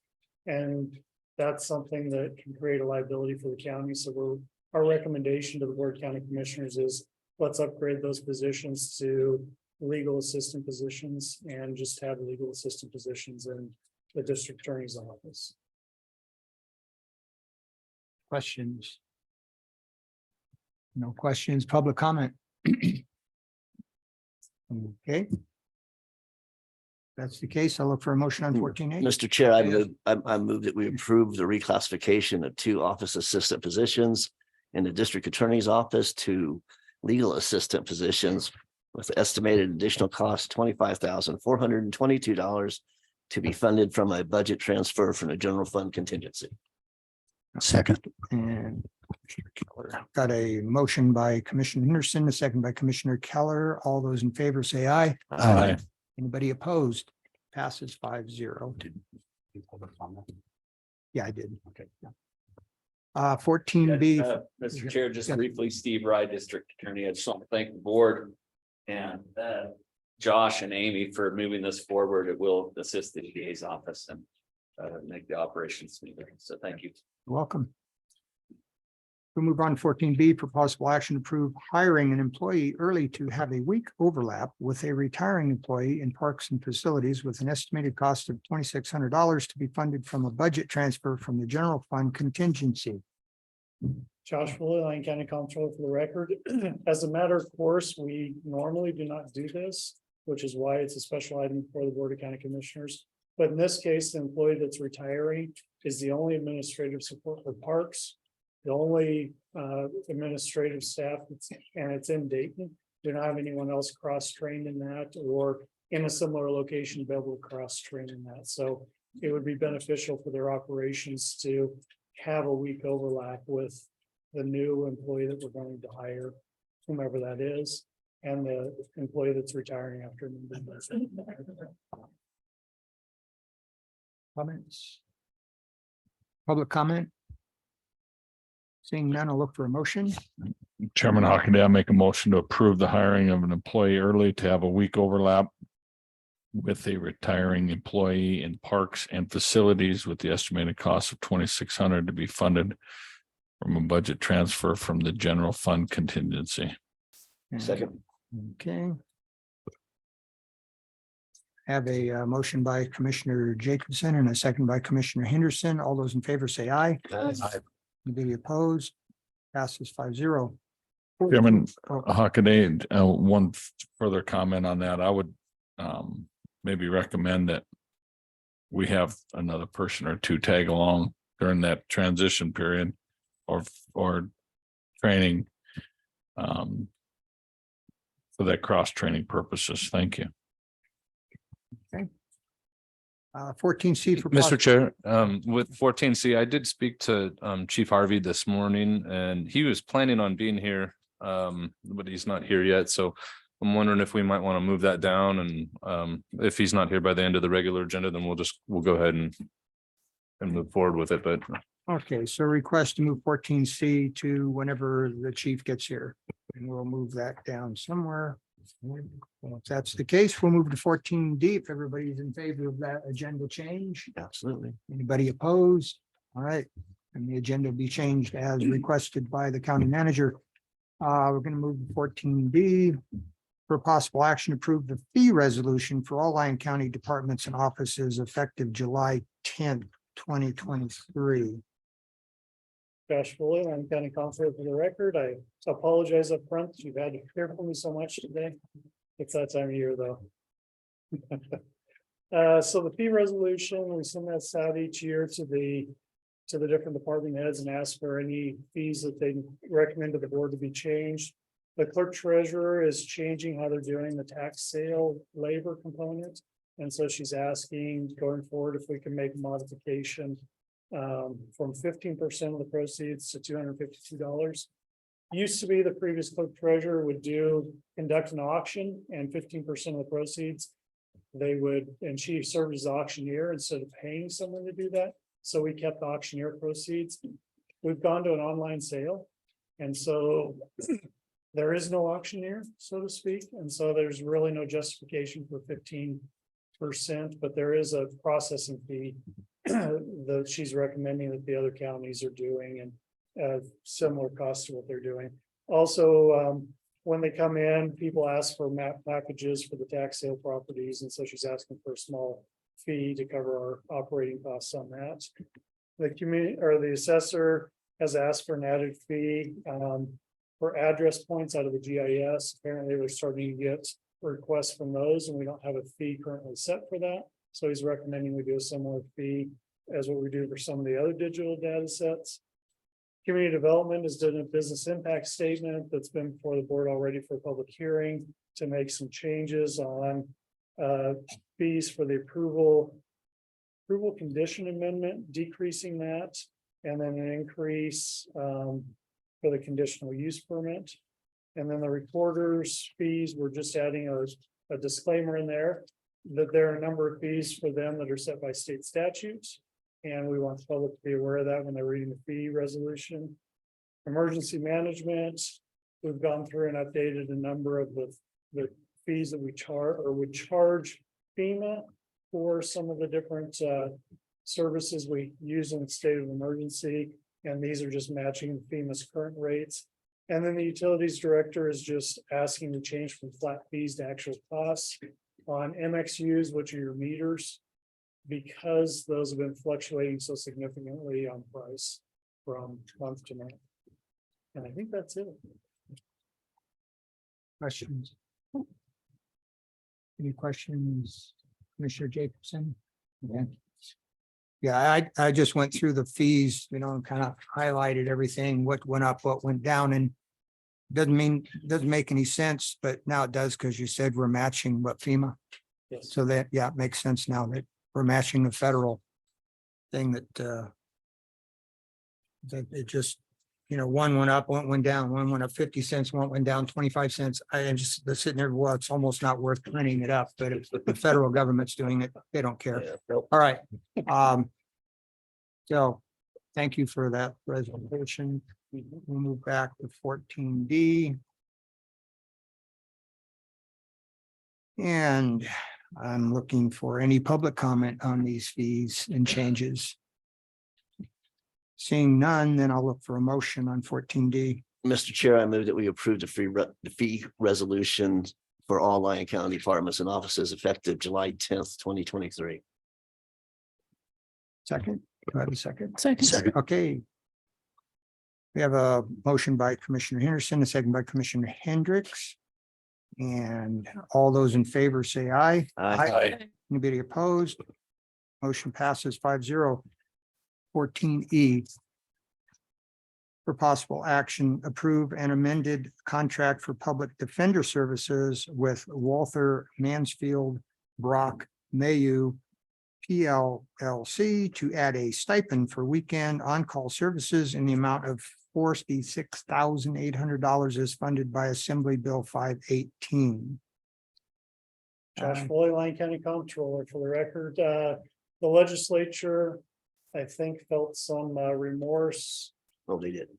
Maybe not remorse. That word is not in their vocabulary.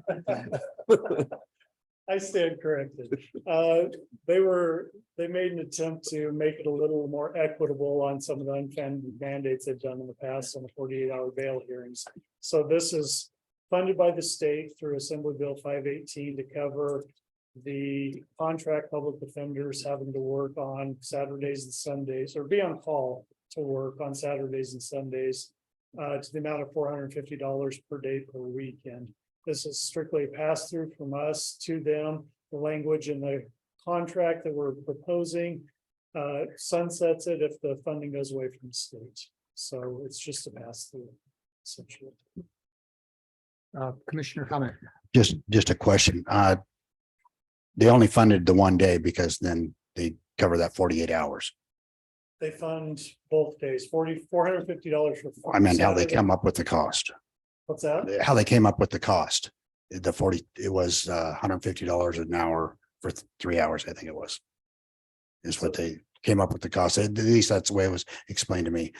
How's that work on so that would cover it?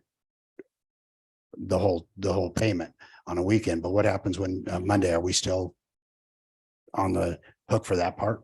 Yes. Okay. Yeah, so our regular contract for Monday through Friday, actually, our contract covers 7 days a week because I had to.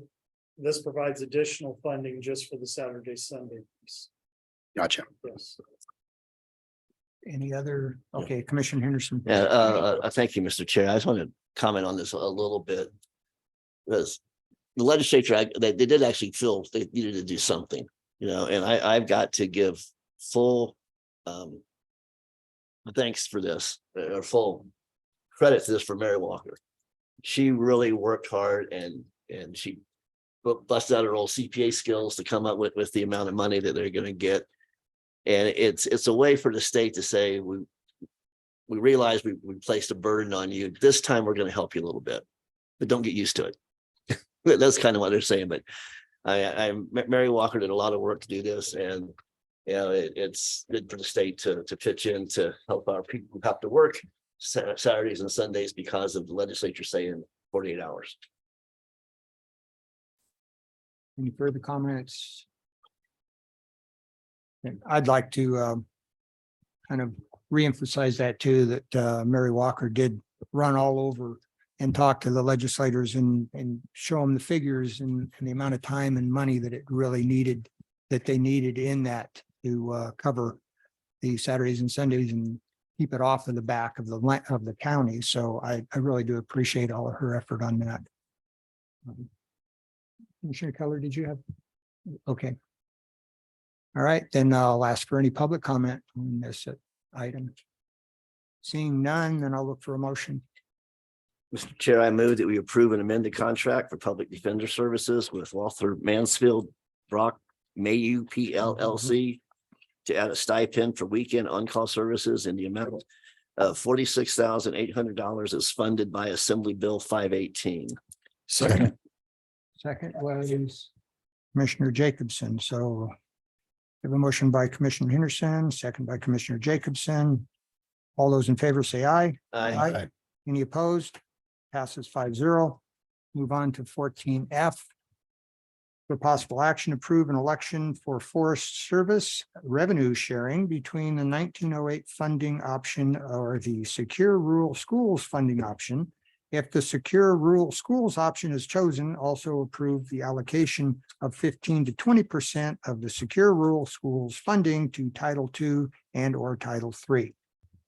Mr. Foley. Yes. Josh Foley, Lyon County Comptroller again. So this one, the reason why it's called 1908 funding is because there was an act by Congress in the year 1908 that established Forest Service revenue sharing. If you were a county with a lot of lumber in Oregon, say, it would make sense for you to choose the 1908 option. For our county, they came out with a second funding option, which is under the Secure Rural Schools Act.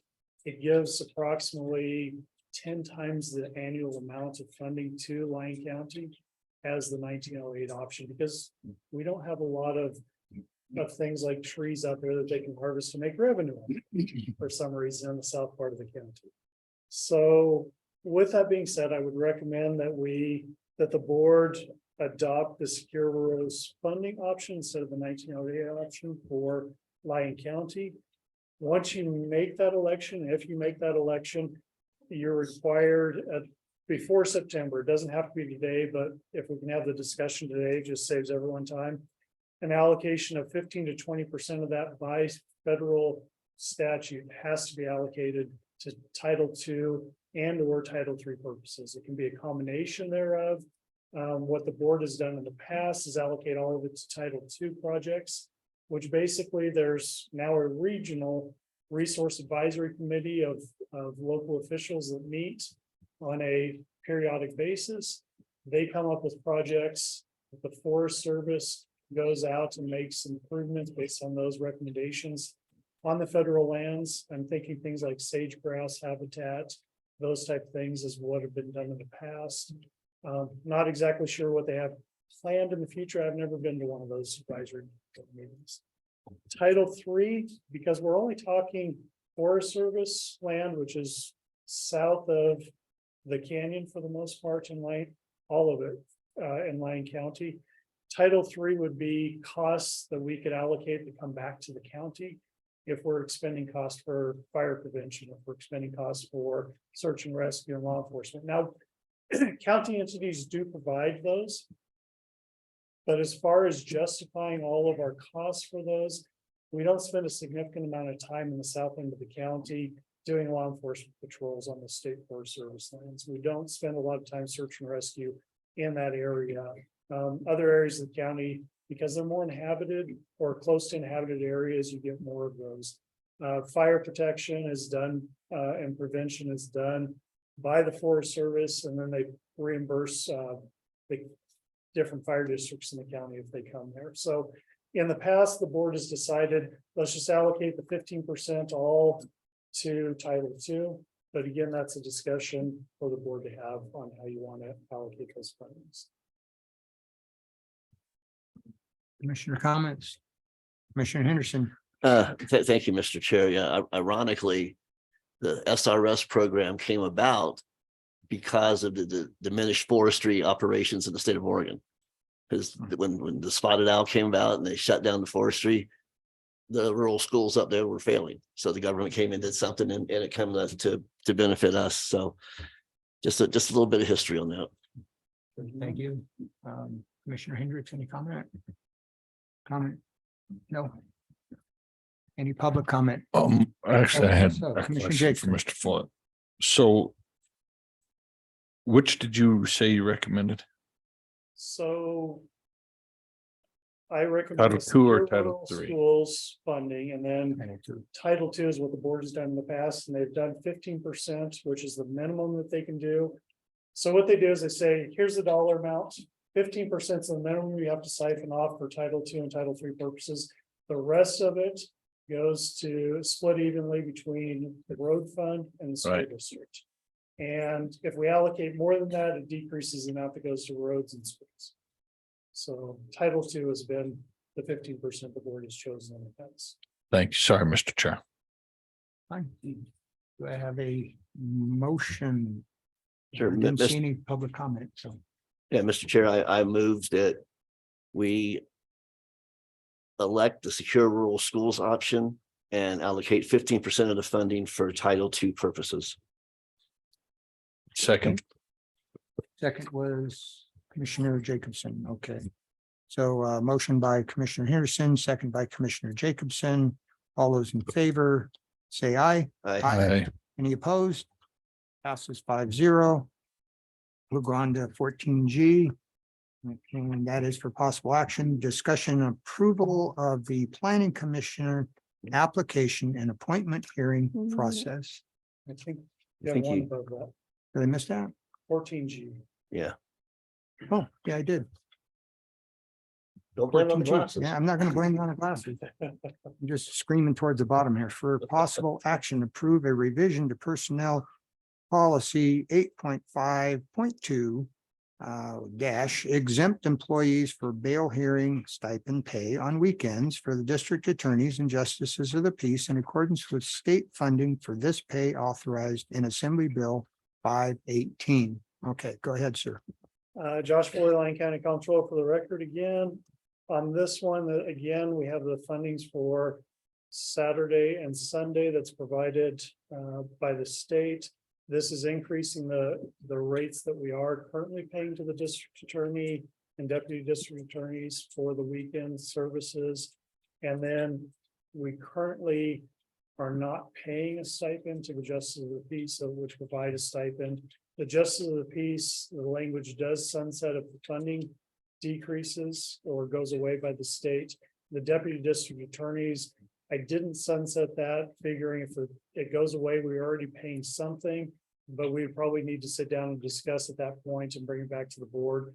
If the funding changes, what our recommendation would be at that point. It's very difficult for employees to take money back. Your line staff employees, once you put it in there. So just so you're aware, that's the thought process in the language. Commissioners, comments, questions, public comment. Seeing none, then I will look for a motion on 14G. Mr. Chair, I move that we approve a revision to the personnel policy 8.5.2 for exempt employees for bail hearing stipend pay on weekends and for the district attorneys and justices of the peace in accordance with state funding for this pay authorized in Assembly Bill 518. I have a second. Second. Okay. I have a motion by Commissioner Henderson and second by Commissioner Hendricks. All those in favor say aye. Aye. Anybody opposed? Passes 5-0. Now we'll go to 14H. Discussion and approval of the Planning Commission application and appointment hearing process. Thank you. Andrew Haskin, Lyon County Manager for the record. So you probably remember at the March 18th meeting, we had a discussion on the Planning Commission appointment process.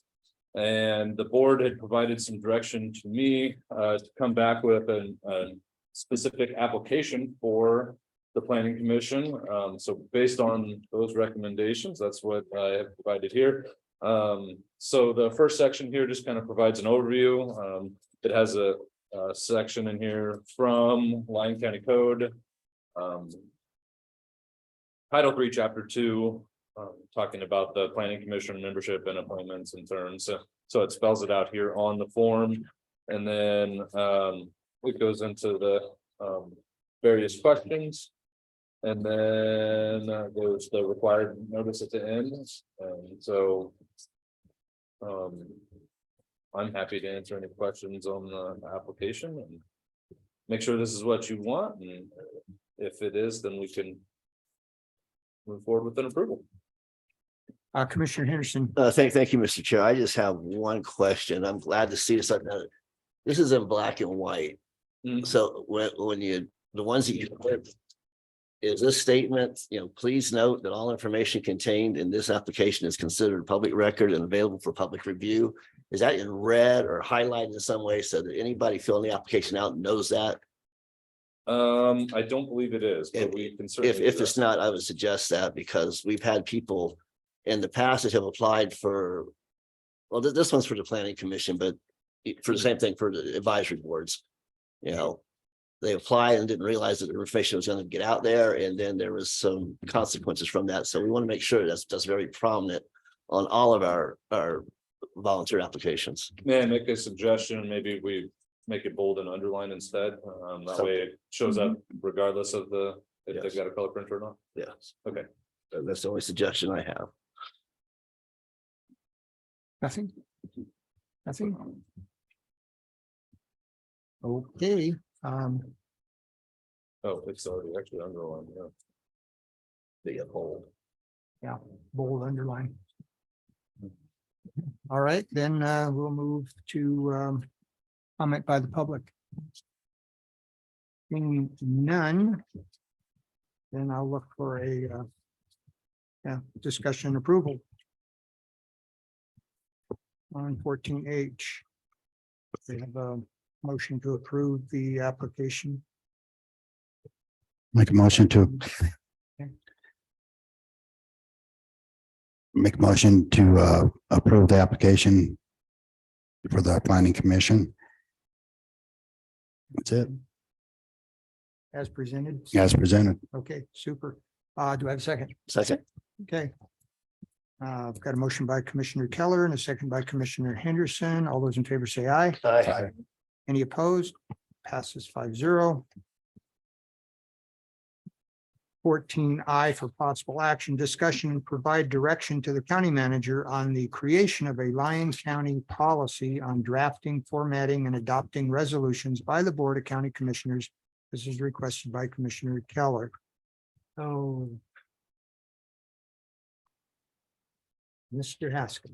All right, Andrew Haskett, Lyon County Manager.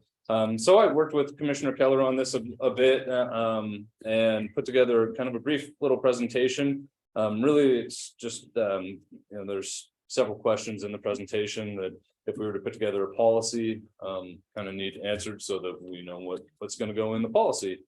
So I'm going to start out with just kind of a brief overview. So what is a resolution?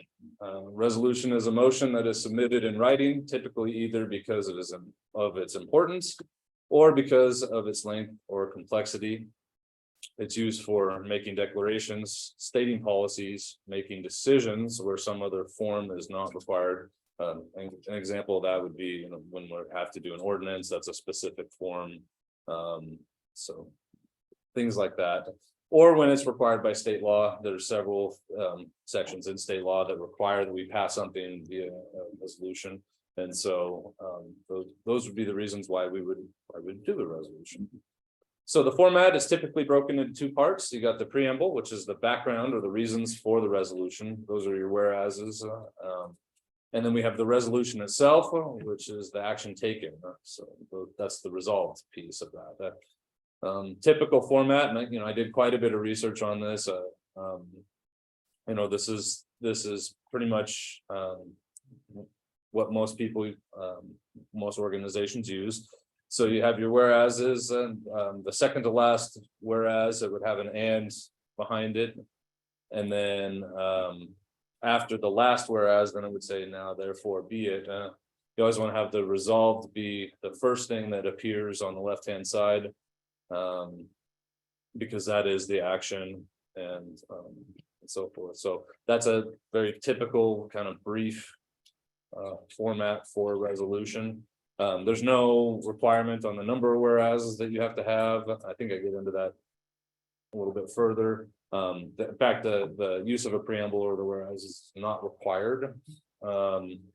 So in general, the use of a preamble should be limited to cases where it provides little known information without which the point or merits of a resolution are likely to be poorly understood. So I know that was part of the discussion for this agenda item.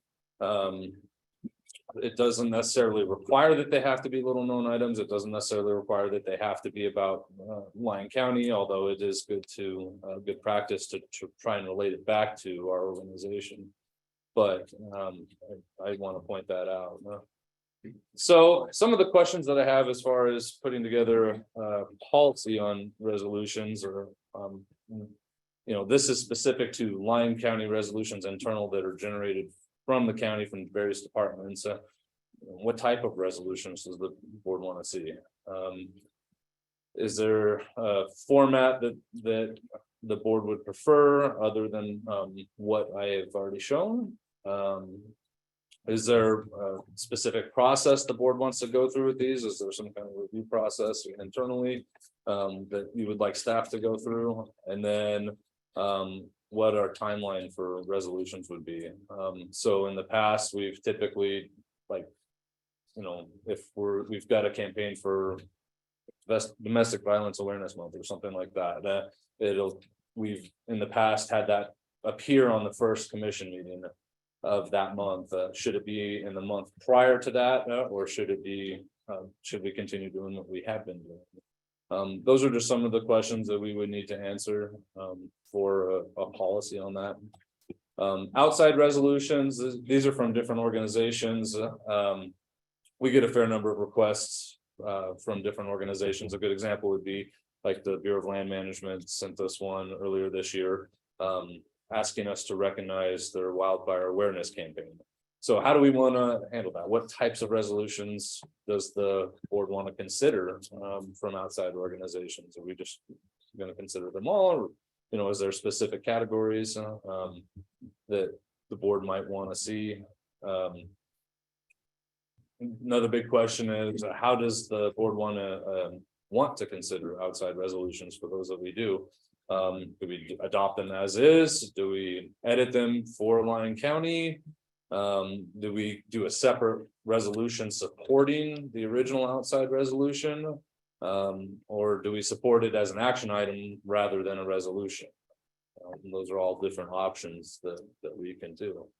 And so I've just kind of created this summary slide with the different questions that I've posed here. And with that, I will turn it over to the board to discuss, and I'll take notes, and we'll come back with some kind of policy.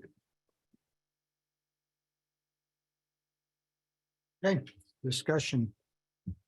This is brought up by Commissioner Keller, so why don't you start us off?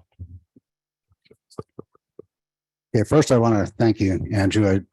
I couldn't agree with more of what you just put out there. I just wanted to make a brief statement too, that if it's in our policy, it's just a recommendation. This isn't something we have to hold department heads, or, you know, if something gets forgot, like say, if we're trying to get it out a month ahead of time, if it doesn't, and it goes to the first one, it still goes forward. It's not going to be restrictive in any way. It's just a way that they could benefit the use of it better. If they're going to do action with this document, we want to approve it before they need it. That way it's ready to go when they need it, and they can have it for the action. So I'd be like to approve it ahead of time. That's my opinion. I like the format that you had. I would like it to be sent out for the other departments to have consideration if they could get before we see it, maybe they got something to input. I understand whoever's making the resolution has control over the resolution as far as them making it, but they might want to reach out to the sheriff's department or the DA or something else to get more information that might help their cause. So I'd like it to be sent out to the, you know, a recommendation to send it out to the other department heads. As far as looking at, like, if the governor gives us a resolution, that's the governor's resolution. I think we should have a resolution to support them for their thing, unless we want to do our own for the county. So that's why I don't want to put my name. I wouldn't suggest us putting our name on his resolution, a resolution supporting that resolution. Right now, I like what you did, and I want to thank people, especially departments that supported me in doing this. So thank you. Commissioner Jacobson, any comment? I have no problem with, let's say, thank you, Chairman Hockaday. I have no problem with, let's say, BLM sends us a resolution for fire prevention, awareness, whatever. I have no problem adopting that resolution from them. We're supporting them. We're adopting that. I don't know that we need to try and rewrite something of that nature. I think our staff has plenty to do rather than rewrite something that was approved by the BLM for fire stuff like fire prevention. You know, it seems like I don't want to diminish the effects or what it is, but yeah, we support that. Is it a Lyon County driven resolution? No, we're supporting BLM. So I don't think using their verbiage, their resolution is a bad thing. I think it's a good thing that we're supporting that and we're adopting that resolution as is. I failed to see why we would go to all the work and trouble to rewrite something that was written to their approval standards. So that's my 2 cents on that.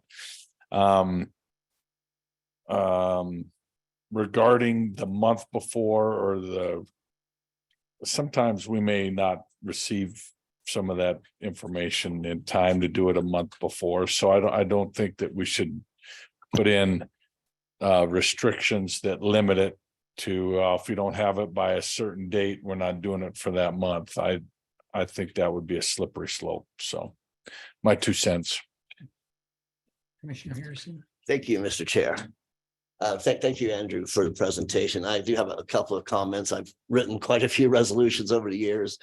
And in the format, I disagree that the word "and" only goes at the second to last whereas.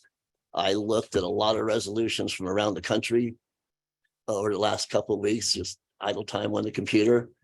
And most of them, the vast majority use the word "and" after every whereas. To me, that reads better. The timeline, some of the things when it's say like Motorcycle Safety Awareness Month, or Domestic Violence Awareness Month, to me, it makes more sense to have it at the first meeting of that month.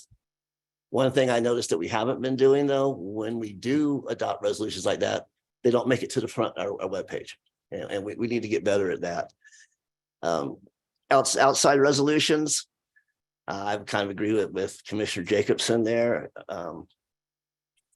Obviously we would review them, and if there's something glaring that doesn't fit in Lyon County, we would edit it. But other than that, they're smart people making those resolutions. We don't need to redo it. That's my only points. Anything, Commissioner Hendricks? I think as for outside resolutions, as they come to us, I think it's going to be kind of obvious whether we need to accept them as is or adapt them for the county. So I think we should have either option, and I would like to see them earlier. I don't want it to be restrictive, but those last couple that we did, basically they were active for 10 days by the time they got heard. And I'd rather not see that if we can avoid that. Commissioner Hendricks, are you done? Yes. Okay. Just to comment on that, those last ones were company had to cancel the first meeting of the Right. month. They were on the first agenda. So would the board be open to an option where, well, I mean, I've heard it two different ways. I've heard that you want to hear it the last meeting of the month before, and I've heard that you would prefer to hear it at the beginning of the month. Would the board prefer to set like a preferred option and then, but leave it open if it has to be? Well, Chairman Huckett, if I may, give my 2 cents. So some of Ms. Holmes' resolutions that we passed in the past, I think it's more powerful to do it the first meeting of the month of it that it's in. I mean, I would like for her, it looks like she slipped out, but so we passed the resolution a month, the meeting or two prior to the actual month that Child Abuse Awareness Month. I don't know that has the same thunder as the first meeting of that month. Mm-hmm. I mean, it sounds like, oh yeah, but in reality, I think recognizing it in that month, the first meeting for sure. And I know there was circumstances around that last one. I think the here and now is when it's more powerful. So that's my 2 cents. So that's basically you've had 4 cents. Yeah. Actually, it's 6. Okay, or 6, yeah, we only did 2 of them. Thank you, Commissioner Jacobson. Did you have something further? Well, Commissioner Keller? I think you've heard it. 2 commissioners one way, 2 commissioners the other way. So I think it goes to you, Dave, and we could just put that part to rest. It is what it is, or listen to the public and then put it to rest. I guess it's up to you when you want to do it, but you've got that. Yeah, I just look at if it's for a specific month, it needs to be at least at the beginning of that month. Okay, that's to me needs to be the the way we work a resolution for whether it's May or June or whatever, we get at the beginning of the month. The input that I have is that we do have a couple of resolutions from other counties, and they were sent to me, and I give them to the county manager for input from legal and other different organizations that would be involved in those resolutions. Before, and this is just the way I kind of look at it, is that we need to make sure if we're going to support something that we have a legal standing. And so those resolutions have gone through the process, and we'll come back and we will decide whether we want to support them or not. So that's kind of the beginning of some of these resolutions that we do receive from other counties and BLM and the feds and whatever.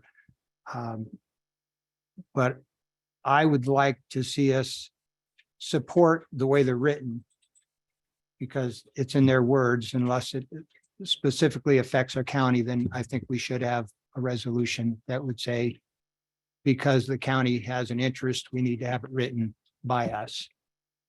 So I think it's more of the emphasis on who's involved and what interest. But if it's, if Landers wants us to help out with something that they're looking at just for support, then I have no problem with supporting theirs as is. You kind of understand what I'm getting at there? I think so. So what you're saying is, it's kind of that, separate resolution supporting the original outside resolution. So it would be, whereas, County XYZ adopted resolution number blah, blah, blah, supporting whatever the topic may be, now therefore be it resolved that Lyon County supports the resolution. Is that? Simple and straightforward. That's kind of what I'm looking at. Okay. Very specific. And some of the resolutions are page after page after page of information that really doesn't matter with the decision, which is what I think what we're looking at on this. Commissioner Keller has kind of brought up that there's a lot of stuff stuffed in there that doesn't need to be. But that's my input.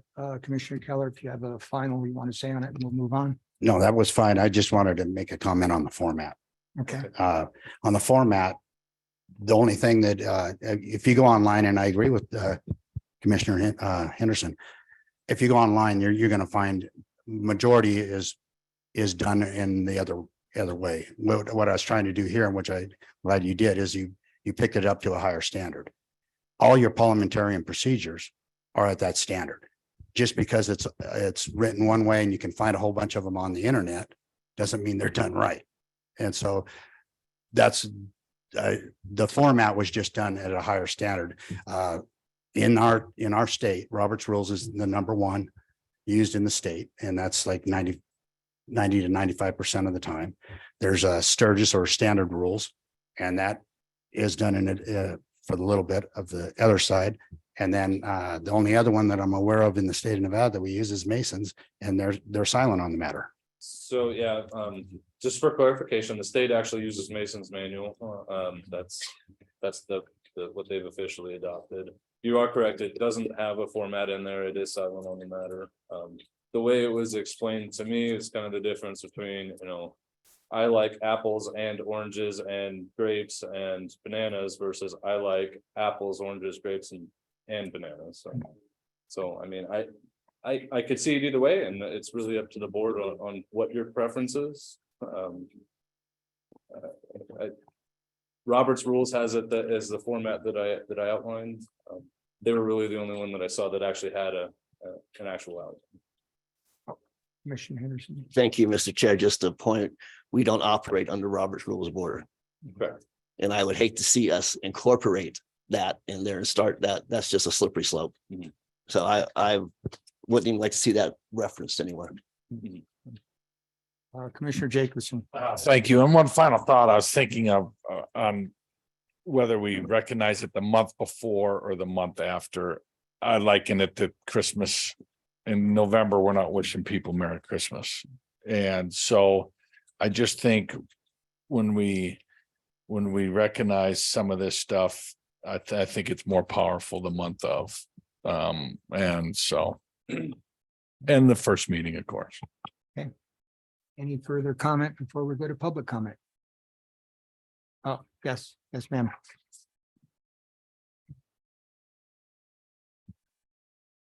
I commented on this at our last meeting that it was nice to know beforehand and so you can, if there's something you want to prepare, you can prepare. The county manager often says, be looking for such and such in during his comments. And if he could comment, for instance, on the second meeting, we're looking at these resolutions to come up, or not even the resolution, just that this is going to be, we're going to honor this month at our next meeting. That would be enough to, it wouldn't mean that you had to have the resolution at that meeting, but it would be a heads up. So you could do more than you do already. Any further public comment? All right, if none, then we will move on to a motion. Commissioner Keller. I think we're just giving you direction. You're gonna bring us back Oh, something. that's right, discussion. provide So, direction. so Yep. we're not really, you, Yeah. so if you've not completely got everything done, you can bring it back. We're not in a hurry to get this done. And you can bring it back, and if you stumble on a couple of, or you have better suggestions, just bring it back, because I just wanted to bring it to a standard and be useful. That's all. No, that makes sense. The last question I have is, it sounded like it was kind of split on the and thing for the format.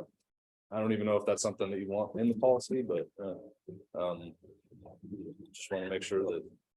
I think it would, and I agree with Commissioner Henderson, as far as you don't want to recognize Robert's rules, because we don't operate under Robert rules. So I think that's why you're bringing it as a policy. Mhm. And we're not just referring to Robert's rules. But anybody that has, once it's written in there, it's pretty simple. So it can go either way. I was just trying to bring it to the higher standard. Okay. Mr. Chair, it's a matter of style. Writing style. I don't think we need to be so rigid that Right. it's got to be one way or the other. Perfect. I just wanted to make sure that we're getting it right, so that when I write up the policy, Okay. it reflects what the board wants. All right. And go forth and do it. Perfect. Thank Okay. you. Go forth and prosper. Yeah.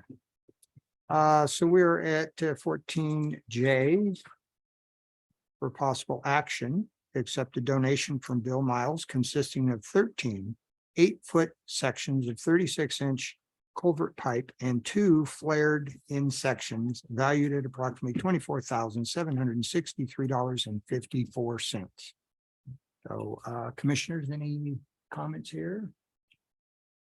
Other than thank you very much for the donation. Public comment. I don't see any public comment. So let's make a motion to accept the donation, if I could get that.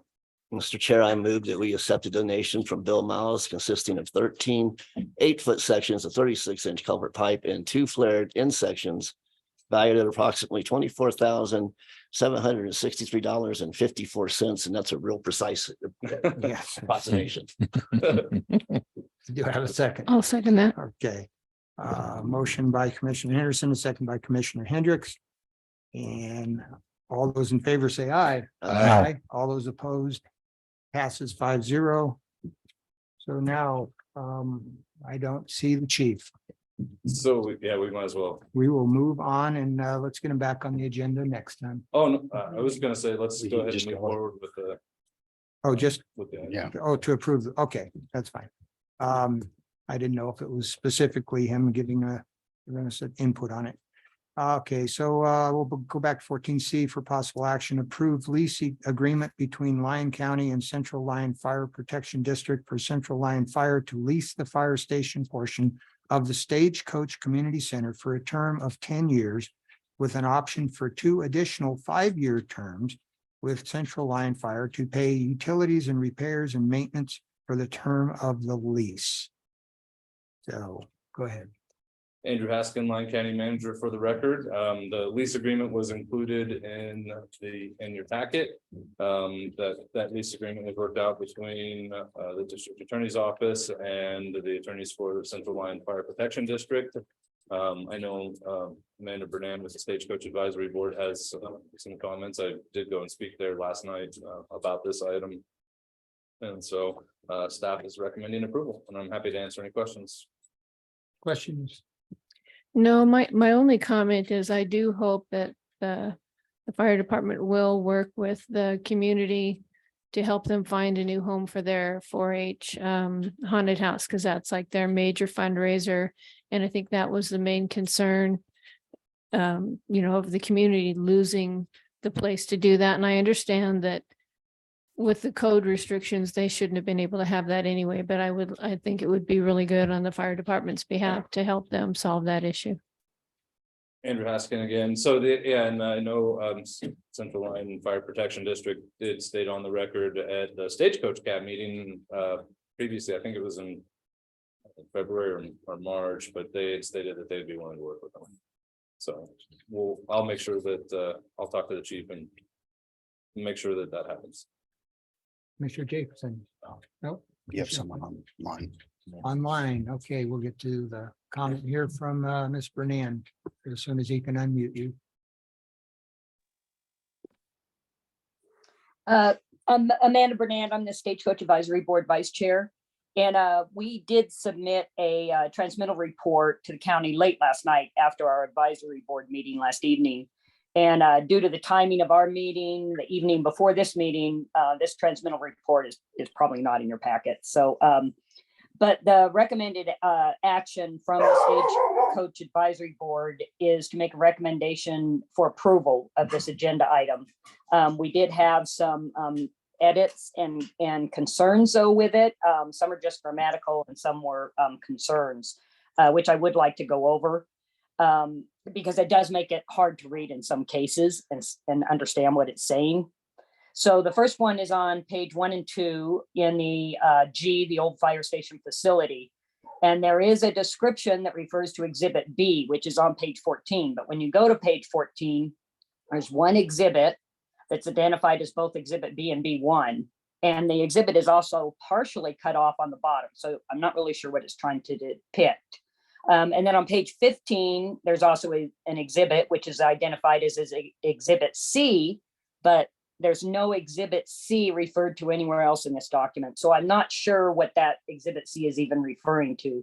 So I guess we're just requesting that the exhibits be described accurately, displayed fully, and then referred to in the agreement so we can understand what they're referring to.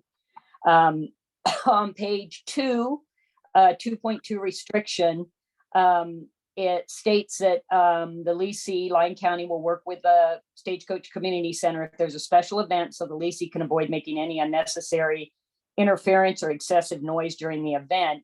And we're just requesting that a time frame be included. Is there a number of days or weeks that they need to be notified? So if there's a special event, they don't notify them until the day before, it can't be accommodated. Just kind of what a notification time frame would be. And then also, what is a contact method? An email, a phone call, a text, and then also a contact position for this notification. I know people change, but that way, if there is a special event, that individual or entity can easily be able to notify the fire department within the required time frame. And then on page 3, under 5.2 use, it refers to an industrial center. And this is just kind of a question. What is the industrial center? Or is this just an error that should be removed? If it's not an error, what is it referring to? And then on page 4, under 5.8, common area parking, it again goes back to that exhibit B1 and not really sure where they're referring to, but I guess a request would be that if the fire vehicles that are being repaired could generally be parked behind the building.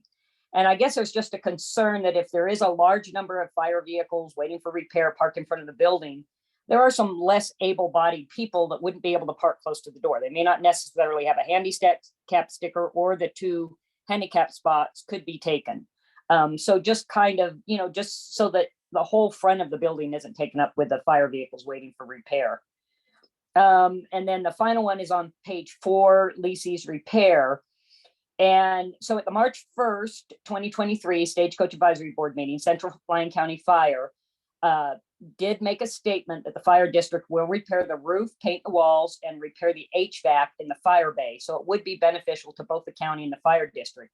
And I guess we would just like to ensure this is occurring, as they did make this statement to the Stagecoach community.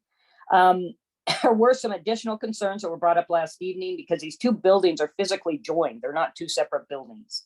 And I'm referring to the fire station bays and the community center. So I guess we would just like to ensure that hazmat materials used in the fire bays for mechanical repair are not only stored and disposed of properly and timely, but that no odors or fumes can leak into or be detected in the community center. And there's and that's because there's a seal, I guess, between the two buildings that is not in good shape. And there are also holes in the walls between these two buildings. So we just want to make sure that there are no fumes or odors that may affect health leaking or even comfort leaking into the community center. And then I guess there is there are open burner heaters and concerns about mechanical repairs being taken in those heaters or being completed in the bays with those heaters. And then, and this is not necessarily part of this lease agreement, but a miscellaneous kind of a concern is the address. So the Stagecoach Advisory Board was given the address of 8204 Highway 50 by the county to use for the Stagecoach Community Center on their agendas. There's only one address that's physically on the building, and that is located at the east end of the building on the old fire station portion, and it says 8105. 8204 is not physically on the building. And it's very confusing for people attending these meetings because we're directing them to a location that isn't on the building. So I guess we're just kind of asking for this address issue to be addressed. Will there be two separate addresses, one for the old fire bay and one for the community center, or will there only be one? But whichever way it goes, can we get this posted above the community center door so that we can accurately place it on our agenda and direct people to where they need to go? So those are kind of our comments directly related to this lease agreement.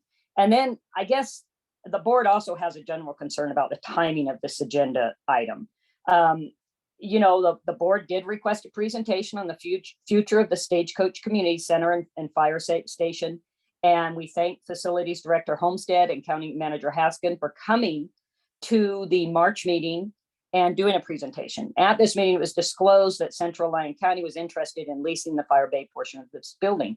And there were concerns, and also from the community and the board, and a desire to be part of this process. So because of this, the advisory board attempted to include an agenda item on the April agenda before the recommendation to the BOCC concerning the long-term lease. And the county manager requested we remove it, and he requested that because there was no action before the board at the time. We did remove it. And we also requested we be notified when we could have included on a future agenda. And I guess I was very surprised when I was reviewing the June 15th county commissioner agenda and noticed that it was on this agenda, the lease agreement. We hadn't been informed or that it was going to be on an upcoming agenda or even notified. The advisory board chair did contact the county, and it was removed from the June agenda and included on this agenda, but it was the day after our board meeting. So, you know, the Stagecoach Advisory Board is aware and respects that the Stagecoach Community Center, including the old fire station, is owned and now managed by Lyon County. But it is also the community center for this town of Stagecoach. And because it was put on the agenda without even notifying us, a previous one, even though we specifically requested to be kept informed. And then when it was pulled from that agenda and re-agendized, it was put on the agenda the day after the Stagecoach Advisory Board meeting. And, you know, I have to say that the community does feel slighted because of this. We would like to be part of the process. Thank you. Thank you.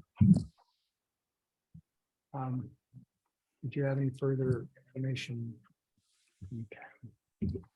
If not, then considering what we just heard also, I would like to have any further comment from the public. Seeing none, I'll look for a motion.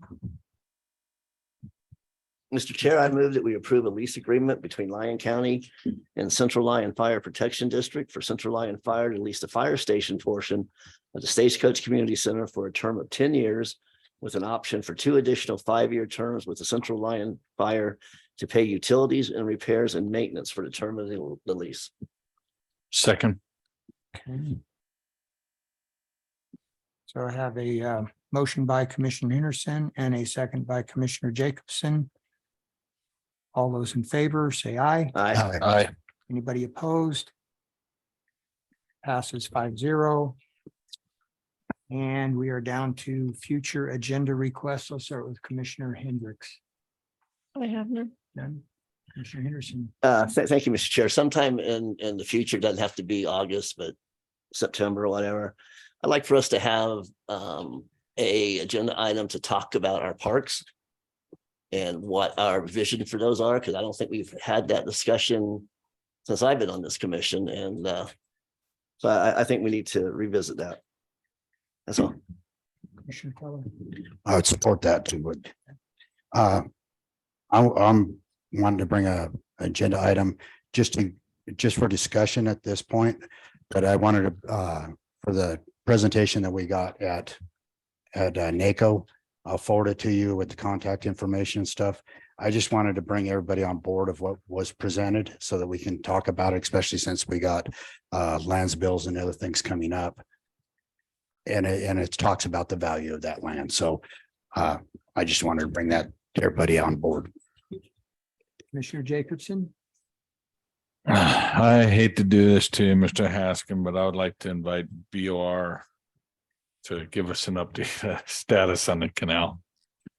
Even if it means just hearing them say no once again, I want to at least hear them say no. Thank you.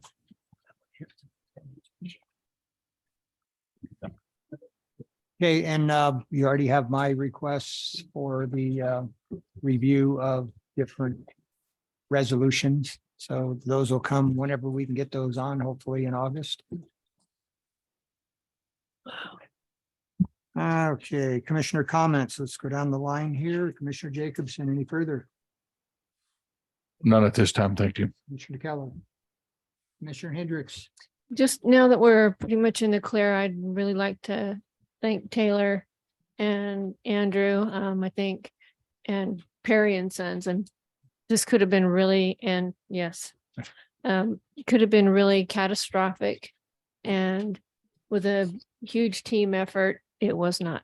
And I just wanted to say thank you once again. Commissioner Harrison. Thank you, Mr. Chair. Looking forward to attending the National Association of Counties Conference here in a couple of weeks.